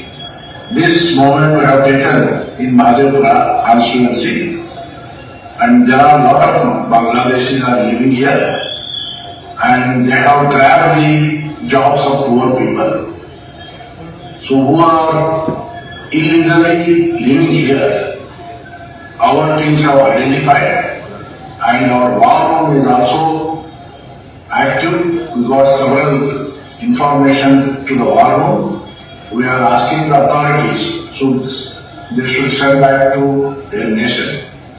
On this occasion, I request, if any Bangladeshis are nearby or in your place, please send the details about that. And also I request, please participate in this moment on 13th July, Sunday. Thank you. ಮಾನ್ಯ ಶಾಸಕರ ಕಾಳಜಿಗೆ ನಾನು ಅಭಿನಂದನೆ ಸಲ್ಲಿಸ್ತೇನೆ. ಬಾಂಗ್ಲಾದೇಶಿಗಳು ಇರಬಾರ್ದು, ನಮ್ಮ ಉದ್ಯೋಗನೂ ತಗೋಬಾರ್ದು, ನಮ್ಮ ಓಟಿನ ಹಕ್ಕು ಕೂಡ ತಗೋಬಾರ್ದು. ಹೇಗೆ ಬಂದರು ಇಲ್ಲಿ? ಅವ್ರು ಹೇಳಿದ್ರು they are living in our country also ಅಂತ. They are not only in Bangalore but living in our country. ಯಾರ ಜವಾಬ್ದಾರಿ ಸರ್ ಇದು? ವಾರ್ ರೂಮ್ ಅನ್ನ ಮಾಡಿದಾರೆ ಬಿಜೆಪಿ ಅವರು. ರೀ ಸ್ವಾಮಿ, ನೀವ್ ಯಾಕ್ರಿ ವಾರ್ ರೂಮ್ ಮಾಡಿದೀರಾ? ಅಮಿತ್ ಶಾ ಅವರಿಗೆ ಆಕ್ಟಿವ್ ಇರಕ್ ಹೇಳಿ. ನಿಮ್ ಕೆಲಸ ಅಲ್ಲ ಅದು. ನಿಮ್ ವೋಟರ್ಸ್ ಅಂತ ಸಾರ್ವಜನಿಕರು ಹೇಳ್ತಾ ಇದ್ದಾರೆ, ಬಿಜೆಪಿ ವೋಟರ್ಸ್ ಅಂತ. ಇದು ತನಿಖೆ ಆಗ್ಬಾರ್ದು ಅಂತೀರಾ? ಇದು ಮೊನ್ನೆ ಜುಲೈ 13ನೇ ತಾರೀಕು ಯಾವಾಗ ಅವ್ರು ಮಾಡಿದಂಥದ್ದು. ಇದು ಗಮನಕ್ಕೆ ತಂದಿದ್ದೀವಿ ನಾವು. ಯಾರ್ಯಾರು ವೋಟರ್ ಲಿಸ್ಟ್ ಅಲ್ಲಿ ಇದ್ದಾರೆ, ಯಾರ್ಯಾರು ಇಲ್ಲ, ಯಾರ್ಯಾರು ಇಲ್ಲಿ ಬಂದಿದ್ದಾರೆ ಇಲ್ಲಿಗಲ್ಲಿ, ಅದಕ್ಕೆ ಉತ್ತರ ರಾಜ್ಯ ಸರ್ಕಾರ ಕೊಡ್ಬೇಕಾ, ಕೇಂದ್ರ ಸರ್ಕಾರ ಕೊಡ್ಬೇಕಾ? ಮತ್ತೆ ಸಾರ್ವಜನಿಕರಲ್ಲಿ ಚರ್ಚೆ ಆಗ್ತಾ ಇದೆ. ಚುನಾವಣೆ ಆಯೋಗದ ಅಧಿಕಾರಿಗಳಿಗೆ ಹೇಳ್ತಾ ಇದ್ದೀನಿ, ಕೇಂದ್ರದವರಿಗೆ, ಹಾದಿನಲ್ಲಿ ಹೋಗೋರು ಬರೋರು ಎಲ್ಲರೂ ಮಾತಾಡ್ತಾ ಇದ್ದಾರೆ, ಇಲ್ಲಿ ಬಾಂಗ್ಲಾದೇಶಿಗಳು ಬಂದಿದ್ದಾರೆ, ಅವರು ವೋಟರ್ ಲಿಸ್ಟ್ ಅಲ್ಲಿ ಇದ್ದಾರೆ, ಅವರು ಬಿಜೆಪಿ ವೋಟ್ ಹಾಕ್ತಾರೆ ಅಂತ. ಅದ್ರ ಬಗ್ಗೆ ಏನಾದರೂ ಅಭಿಪ್ರಾಯ ಇದೆಯಾ ನಿಮ್ದು? ಸೊ ದಯವಿಟ್ಟು ಮಾಧ್ಯಮದ ಸ್ನೇಹಿತರಿಗೆ ನಾನು ಕೇಳ್ಕೊಳ್ಳೋದು ಇಷ್ಟೇ, ಇವತ್ತೇನು ತಮಗೆ ಸಂಪೂರ್ಣವಾದಂತ ಪ್ರೆಸೆಂಟೇಷನ್ ಅನ್ನ ಕೊಟ್ಟಿದ್ದೀವಿ, ಮಾಹಿತಿಯನ್ನ ನೀಡಿದ್ದೀವಿ, with RTI number, with the government and election commissions information ನಿಮ್ಮ ಮುಂದೆ ಪ್ರಸ್ತಾಪವನ್ನು ಮಾಡಿದ್ದೇವೆ. ಸಾವಿರಾರು ದಾಖಲೆಗಳು ಲಭ್ಯ ಇವೆ. ನಾವು ಮೊನ್ನೆ ಬಿಡುಗಡೆ ಮಾಡಿದಂತ ದಾಖಲೆಗಳ ಬಗ್ಗೆ ಮೊದಲು ಉತ್ತರ ಕೊಡ್ಲಿ, ಅದಾದ್ಮೇಲೆ ಇವೆಲ್ಲನೂ ಕೂಡ ಹಂತ ಹಂತವಾಗಿ ನಾವು ಕೊಡ್ತೀವಿ ಅವರಿಗೆ. ನೀವು ಉತ್ತರ ಕೊಡೋದ್ ಬಿಟ್ಟು ವಿರೋಧ ಪಕ್ಷದವರಿಗೆ ಎದುರಿಸಕ್ಕೆ ಬೆದರ್ಸಕ್ಕೆ ಹೋದ್ರೆ ನಾವು ಯಾರು ಜಗ್ಗವರು ಅಲ್ಲ, ಬಗ್ಗವರು ಅಲ್ಲ. ಇದು ಪ್ರಜಾಪ್ರಭುತ್ವದ ಅಳಿ ಉಳಿಯುವ ಪ್ರಶ್ನೆ, ಸಂವಿಧಾನದ ಅಳಿ ಉಳಿಯುವ ಪ್ರಶ್ನೆ. ಇವತ್ತು ವೋಟರ್ ಲಿಸ್ಟೇ ಇವರು ಮಾಯ ಮಾಡ್ತಾರೆ ಅಥವಾ ಬಂದಂಗೆ ಪರಿಷ್ಕರಣೆ ಮಾಡ್ತಾರೆ ಅಂದ್ರೆ ಜನಾಭಿಪ್ರಾಯ ಎಲ್ಲಿ ಹೋಗುತ್ತೆ? Can we be called a democracy at all? So ಆದ್ರಿಂದ ಎಲೆಕ್ಷನ್ ಕಮಿಷನ್ ಅವರು instead of intimidating the opposition, they should answer the people of India, they should answer the people of Karnataka, and more importantly they should answer the people of Bengaluru central Lok Sabha. ಈ ದಾಖಲೆಗಳು Bengaluru central ಲೋಕಸಭೆಯಲ್ಲಿದೆ, ಅವ್ರಿಗೆ ಉತ್ತರ ಕೊಡ್ಲಿ. ಅವ್ರೇನು ಉತ್ತರ ಕೊಡ್ತಾರೆ ಅದ್ರ ಮೇಲೆ ನಾವು ನೋಡ್ತೀವಿ. ಲೀಗಲ್ ಆಕ್ಷನ್ ಕೂಡ ಏನೇನು ತಗೋಬೇಕು ಈಗಾಗಲೇ ಅದ್ರ ಬಗ್ಗೆ ಚರ್ಚೆ ನಡೆದಿದೆ. ಉನ್ನತ ಮಟ್ಟದಲ್ಲಿ ನಾವು ಮಾಡಬೇಕಾಗುತ್ತೆ, ಇದನ್ನು ಕೂಡ ನಾವು ಮಾಡಲಿಕ್ಕೆ ತಯಾರಿದ್ದೇವೆ. ಧನ್ಯವಾದಗಳು. ಈಗ ಮಾದೇವಪುರ ವಿಧಾನಸಭಾ ಕ್ಷೇತ್ರಕ್ಕೆ ಟೋಟಲ್ ಇದೆಯಲ್ಲ, ಕೇವಲ ವಲಸಿಗರು ಅಲ್ಲಿ ಈಗ ಹಿಂದೆ ಒಂದಷ್ಟು ಬಿಜೆಪಿ ಕಾರ್ಪೊರೇಟರ್ಗಳು ಕೂಡ BBMP ಎಲೆಕ್ಷನ್ ಟೈಮಲ್ಲಿ ಚರ್ಚೆ ಆಗಿತ್ತು. ಅತಿ ಹೆಚ್ಚಿನ ಬಾಂಗ್ಲಾದೇಶಿಗಳು ಬಂದು ವಲಸೆ ಇದ್ದಾರೆ, ಅವ್ರು ಕಾಂಗ್ರೆಸ್ಸಿಗರು ಓಟ್ ಹಾಕಿದ್ರೆ ಬಿಜೆಪಿ ಓಟ್ ಹಾಕಿದ್ರೆ ಆ ವಲಸಿಗರನ್ನ ಹಿಡಿದಿಟ್ಕೊಳ್ಳೋದ್ರೊಳಗೆ ಕೇವಲ ಬಿಜೆಪಿ ಲೀಡರ್ಸ್ ಅಲ್ಲಿರುವಂತಹ ವಾರ್ಡ್ ಮಟ್ಟದಲ್ಲಿ ಕಾಂಗ್ರೆಸ್ ಲೀಡರ್ಸ್ ಇವರಿದಾರಲ್ಲ, ಆ ಲೀಡರ್ಗಳು ಕೂಡ ಯಾರೇ ಇರ್ಬೋದು. ವೋಟ್ ಬ್ಯಾಂಕ್ ರಾಜಕಾರಣಕ್ಕೋಸ್ಕರ ಇರ್ರೆಸ್ಪೆಕ್ಟಿವ್ ಆಫ್ ಪಾರ್ಟೀಸ್ ಅವ್ರನ್ನ ತಗೊಂಬಂದ್ ಇದ್ ಮಾಡ್ತಾ ಇದಾರೆ. ಇದು ಕೂಗು ಅಕ್ರಮ ವಲಸಿಗರನ್ನ ಅಲ್ಲಿಂದ ಹೊರಗಡೆ ಕಳಿಸ್ಬೇಕು ಅನ್ನುವಂತ ಕೂಗು ಇವತ್ತಿನ ಅಲ್ಲ. ಅದು ನೋಡಿ, ಎಲ್ಲಾ ಪಕ್ಷಗಳು ಕೂಡ ಆಯಾ ಸಂದರ್ಭದಲ್ಲಿ ನಡೆದಂತ ಚುನಾವಣೆಗಳಲ್ಲಿ ಅವ್ರನ್ನ ಬಳಸ್ಕೊಂಡಿದ್ದಾವೆ. ನಾವು ಹೇಳ್ತೀವಿ, ಕೇಳ್ತೀರಾ? ಹೇಳಿ ಸರ್, ಹೇಳಿ. Bengaluru has the highest migrant absorption, highest. ಯಾಕಂದ್ರೆ ಉದ್ಯೋಗ ಇಲ್ಲಿ ಸೃಷ್ಟಿ ಆಗ್ತಾ ಇದೆ, ಅವಕಾಶಗಳು ಇಲ್ಲಿ ಕಲ್ಪಿಸ್ಕೊಡ್ತಾ ಇದೀವಿ ಅಂತ. ಈಗ ಬಿಹಾರದವರು, ಕಾಶ್ಮೀರದವರು, ಉತ್ತರ ಪ್ರದೇಶವರು ಬಂದು ಇಲ್ಲಿ ಕೆಲಸ ಮಾಡಬಹುದು, ಸಂವಿಧಾನಿಕ ಹಕ್ಕು. ಬಾಂಗ್ಲಾದೇಶಿಗಳು ಹೆಂಗ್ ಬರ್ತಾ ಇದ್ದಾರೆ, ಯಾರು ಕರ್ಕೊಂಡು ಬರ್ತಾ ಇದ್ದಾರೆ, ಬೆಂಗಳೂರು ತನಕ ಹೆಂಗ್ ಬರ್ತಾ ಇದಾರೆ ಅಂತ ನಮ್ಗೆ ಬಂದ್ಬಿಟ್ಟು ಇಲ್ಲಿ ವೋಟರ್ ಲಿಸ್ಟ್ ನಲ್ಲಿ ಯಾರು ಹಾಕಿಸ್ತಾ ಇದ್ದಾರೆ, ಯಾವ ಪಾರ್ಟಿಯನ್ನ ಇರಲಿ, ಅದನ್ನ ನೋಡ್ಬೇಕಾಗಿರುವ ಜವಾಬ್ದಾರಿ ಯಾರು? ಪಾರ್ಟಿಗಳಿಂದ. ಪಾರ್ಟಿ ನಾನು ಸೇರಿಸ್ಬೇಕಂತಾನೆ, 10 ಪ್ರಿಯಾಂಕೆ ಓಟ್ ಸೇರಿಸ್ಬೇಕಂತೀನಿ, ಆಗತ್ತಾ ನಮ್ ಕಡೆ? How was this allowed? ನೀವ್ ಹೇಳ್ದಂಗೆ ಅಗ್ರೀಡ್, ಹೈ ಏನೋ ವಲಸಿಗರು ಜಾಸ್ತಿ ಬರ್ತಾರೆ ಅಂತ. 4 ವರ್ಷದಲ್ಲಿ 1 ಲಕ್ಷ ಬಂದರೆ ನೋ ಪ್ರಾಬ್ಲಮ್. 5 ವರ್ಷದಲ್ಲಿ 1 ಲಕ್ಷ ಜಾಸ್ತಿ ಆಗಿದೆ. ಹಿಂದಿನ ಸರಿ ಒಪ್ಪೋದು, 20,000 ಪರ್ ಆವರೇಜ್ ತಗೊಂಡ್ರು per year, I can agri. But 10 months ನಲ್ಲಿ, 11 ಮಂತ್ಸ್ ನಲ್ಲಿ 52,000 ಇನ್ಕ್ರೀಸ್ ಆಗಿದೆ ಅಂದ್ರೆ ಅಲ್ಲಿ ಏನ್ ಕಟ್ಟಿಸ್ತಾ ಇದ್ದೀರಾ ಸ್ವಾಮಿ? ಯಾವ ಉದ್ಯೋಗ ಸೃಷ್ಟಿ ಆಗಿದೆ ಅಲ್ಲಿ ಅಷ್ಟೊಂದು ಒಂದೇ ಹಬ್ನಲ್ಲಿ? ಆಮೇಲೆ as per ECI guide lines 4% ಗಿಂತ ಜಾಸ್ತಿ ಆದಾಗ ನೀವು ಚೆಕ್ ಮಾಡ್ಬೇಕಂತ ಇದೆ. 8.66% ಜಾಸ್ತಿ ಆಗಿದೆ ಅಷ್ಟೇ ಕೇಳ್ತಾರೆ. ಅದು ಬಾಂಗ್ಲಾದೇಶಿಯವರು ಇರ್ಬೋದು, ಬೇರೆಯವರು ಇರ್ಬೋದು. When there is abnormal increase in voting, it's your mandatory to do that. Do your job ಅಂತ ಇರೋದು ನಾವಷ್ಟೇ.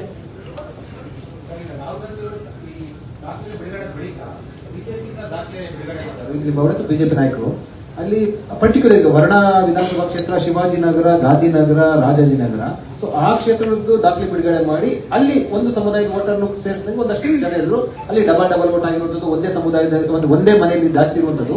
ಸೊ ಇದಕ್ಕೆ ನೀವು ಹೇಳ್ತಿದ್ದಕ್ಕೆ ನಾವಾಗಲೇ ಸ್ಪಷ್ಟೀಕರಣ ಕೊಟ್ಟಿದ್ದೀನಿ. ಅದಕ್ಕೆ ನಿಮಗೆ ಅಕಸ್ಮಾತ್ ವರುಣನಲ್ಲಿ ಹೀಗಾಗಿದೆ ಅಂತ ಹೇಳ್ತಾ ಇದ್ದೀರಾ, ಚಿತ್ತಾಪುರ್ನಲ್ಲಿ ಆಗಿದೆ ಅಂತ ಇದ್ದೀರಾ, ಬನ್ನಿ ಹೋಗೋಣ ಜೊತೆಗೆ. ಆಫ್ಟರ್ ಆಲ್ ನೀವು ಸಂವಿಧಾನಕ್ಕೋಸ್ಕರನೇ ಇರೋದು, ನಾವು ಪ್ರಜಾಪ್ರಭುತ್ವ ಉಳಿಸ್ಲಿಕ್ಕೆ ಪ್ರಯತ್ನ ಮಾಡ್ತಾ ಇರೋದು. ಎಲೆಕ್ಷನ್ ಕಮಿಷನ್ ಲೋಪ ಇದೆ ಅಂತ ನೀವು ಹೇಳ್ಬಿಟ್ಟು ಬನ್ನಿ ಹೋಗೋಣ. Where are we denying it? ಈಗ ಲಕ್ಷಾಂತರದಲ್ಲಿ 1,000 2,000 ಆ ಕಡೆ ಈ ಕಡೆ ಆಗಿದೆ ಅಂದ್ರೆ ಓಕೆ. 1 ಲಕ್ಷ ಸರ್, 1 ಲಕ್ಷ ದಾಖಲೆಗಳು ಕೊಡ್ತಾ ಇದ್ದೀವಿ. ನೀವು ಅವ್ರು ಓದಿದ್ರು, ನಾನು ನೋಡಿದೆ, 100 ಹೆಸರುಗಳು ಕೊಟ್ಟರು, ನೋ ಪ್ರಾಬ್ಲಮ್. 100 ಕೊಟ್ಟರು, ನಾವು 52,000 ಕೊಡ್ತಾ ಇದ್ದೀವಿ ದಾಖಲೆ. ನಿಮ್ಗೆ 1 ಲಕ್ಷ ದಾಖಲೆಗಳು ಕೊಡ್ತಾ ಇದ್ದೀವಿ. ನಿಮ್ಗೆ ನಿಜವಾಗ್ಲೂ ನೈತಿಕತೆ ಇದ್ರೆ ಬನ್ನಿ, ನೀವು ಒಂದು ಅರ್ಜಿ ಹಾಕಿ. ನಮ್ಮ ಜೊತೆ ಬರಕ್ಕೆ ಇಷ್ಟ ಇಲ್ಲ ಅಂದ್ರೆ ನೀವು ಒಂದು ಅರ್ಜಿ ಹಾಕಿ, ಯಾರು ಬೇಡ ಅಂದಿದ್ದಾರೆ? ನಾವು ನೋಡಿ ಯಾವುದು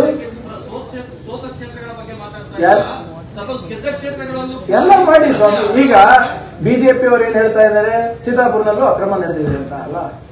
ಆಯ್ತು, ಕೊಡಿ, yes, let them go to election commission. ನಾವು ಹೋಗಿಲ್ವಾ? ನಾವು ತೋರಿಸಿಲ್ವಾ?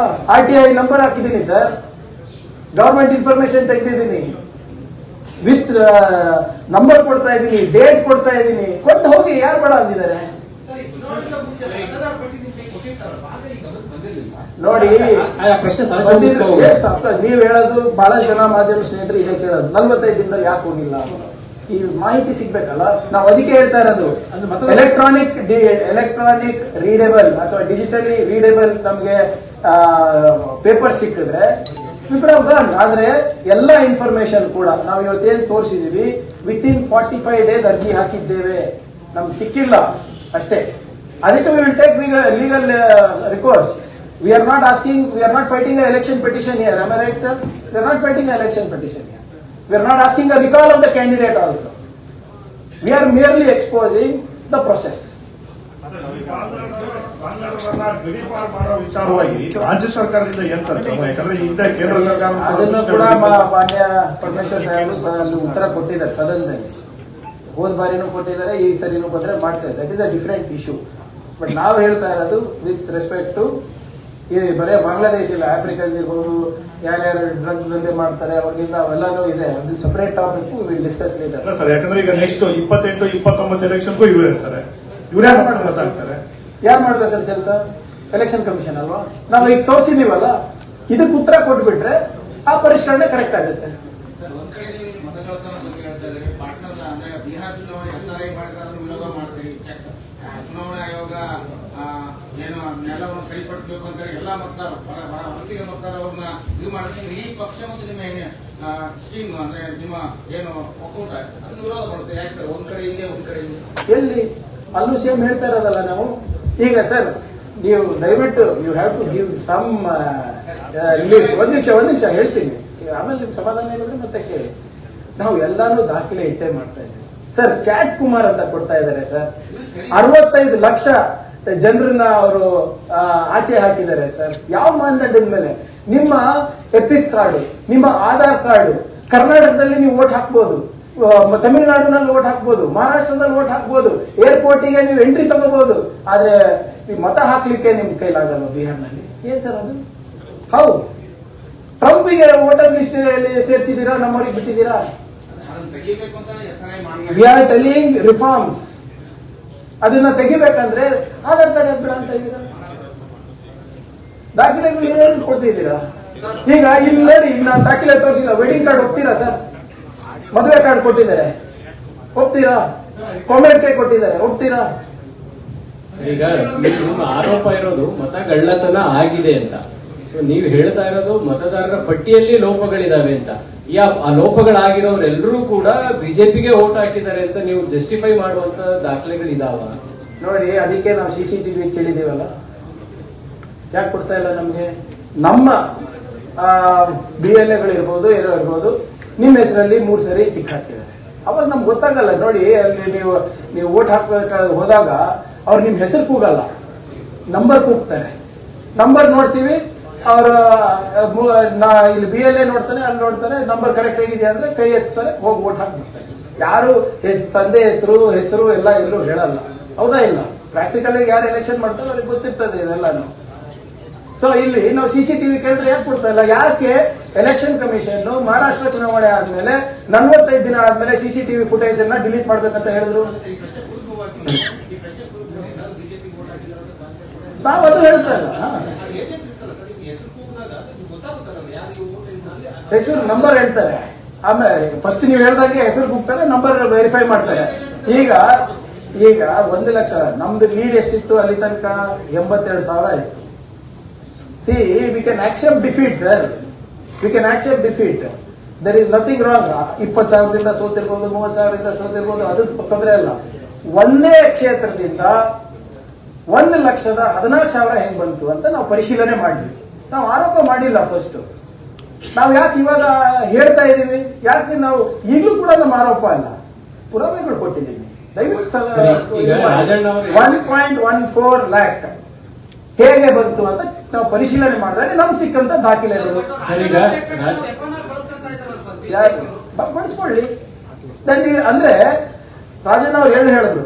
ಒಂದು, ನಮ್ಮ ರಾಜ್ಯ ಅಧಿಕಾರಿಗಳಿದ್ರು, ಮೋದಿಯವರು ಕೂಡ ಮತ ಕಳ್ಳತನದಿಂದ ಆರ್ಸ್ ಬಂದಿದ್ದಾರೆ. ಅಂದ್ರೆ ಮತ ಕಳ್ಳತನದಿಂದ ಆರ್ಸ್ ಬಂದಾಗ ನೀವು ಆ ಸ್ಟೇಟ್ಮೆಂಟ್ ಓಕೆ ಅಂತೀರಾ, ಈ ಸ್ಟೇಟ್ಮೆಂಟ್ ಯಾಕೆ ಬಿಡ್ತಾ ಇದ್ದೀರಾ?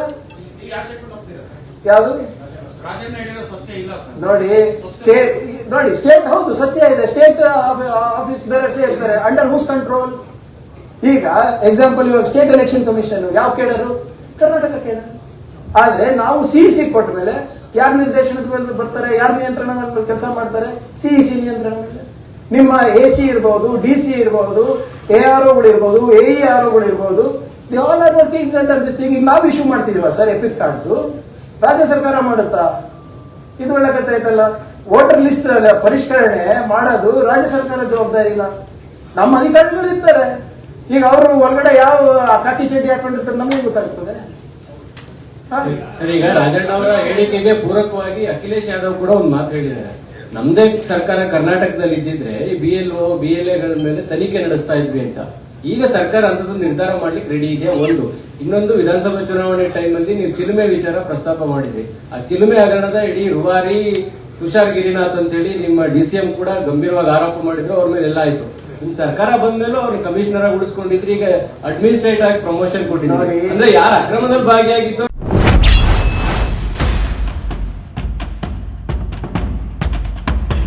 ಕ್ಷಣ ಕ್ಷಣದ ಸುದ್ದಿಗಳಿಗಾಗಿ ಫ್ರೀಡಂ ಟಿವಿ ಸಬ್ಸ್ಕ್ರೈಬ್ ಮಾಡಿ, ಲೈಕ್ ಮಾಡಿ ಹಾಗೂ ಫಾಲೋ ಮಾಡಿ.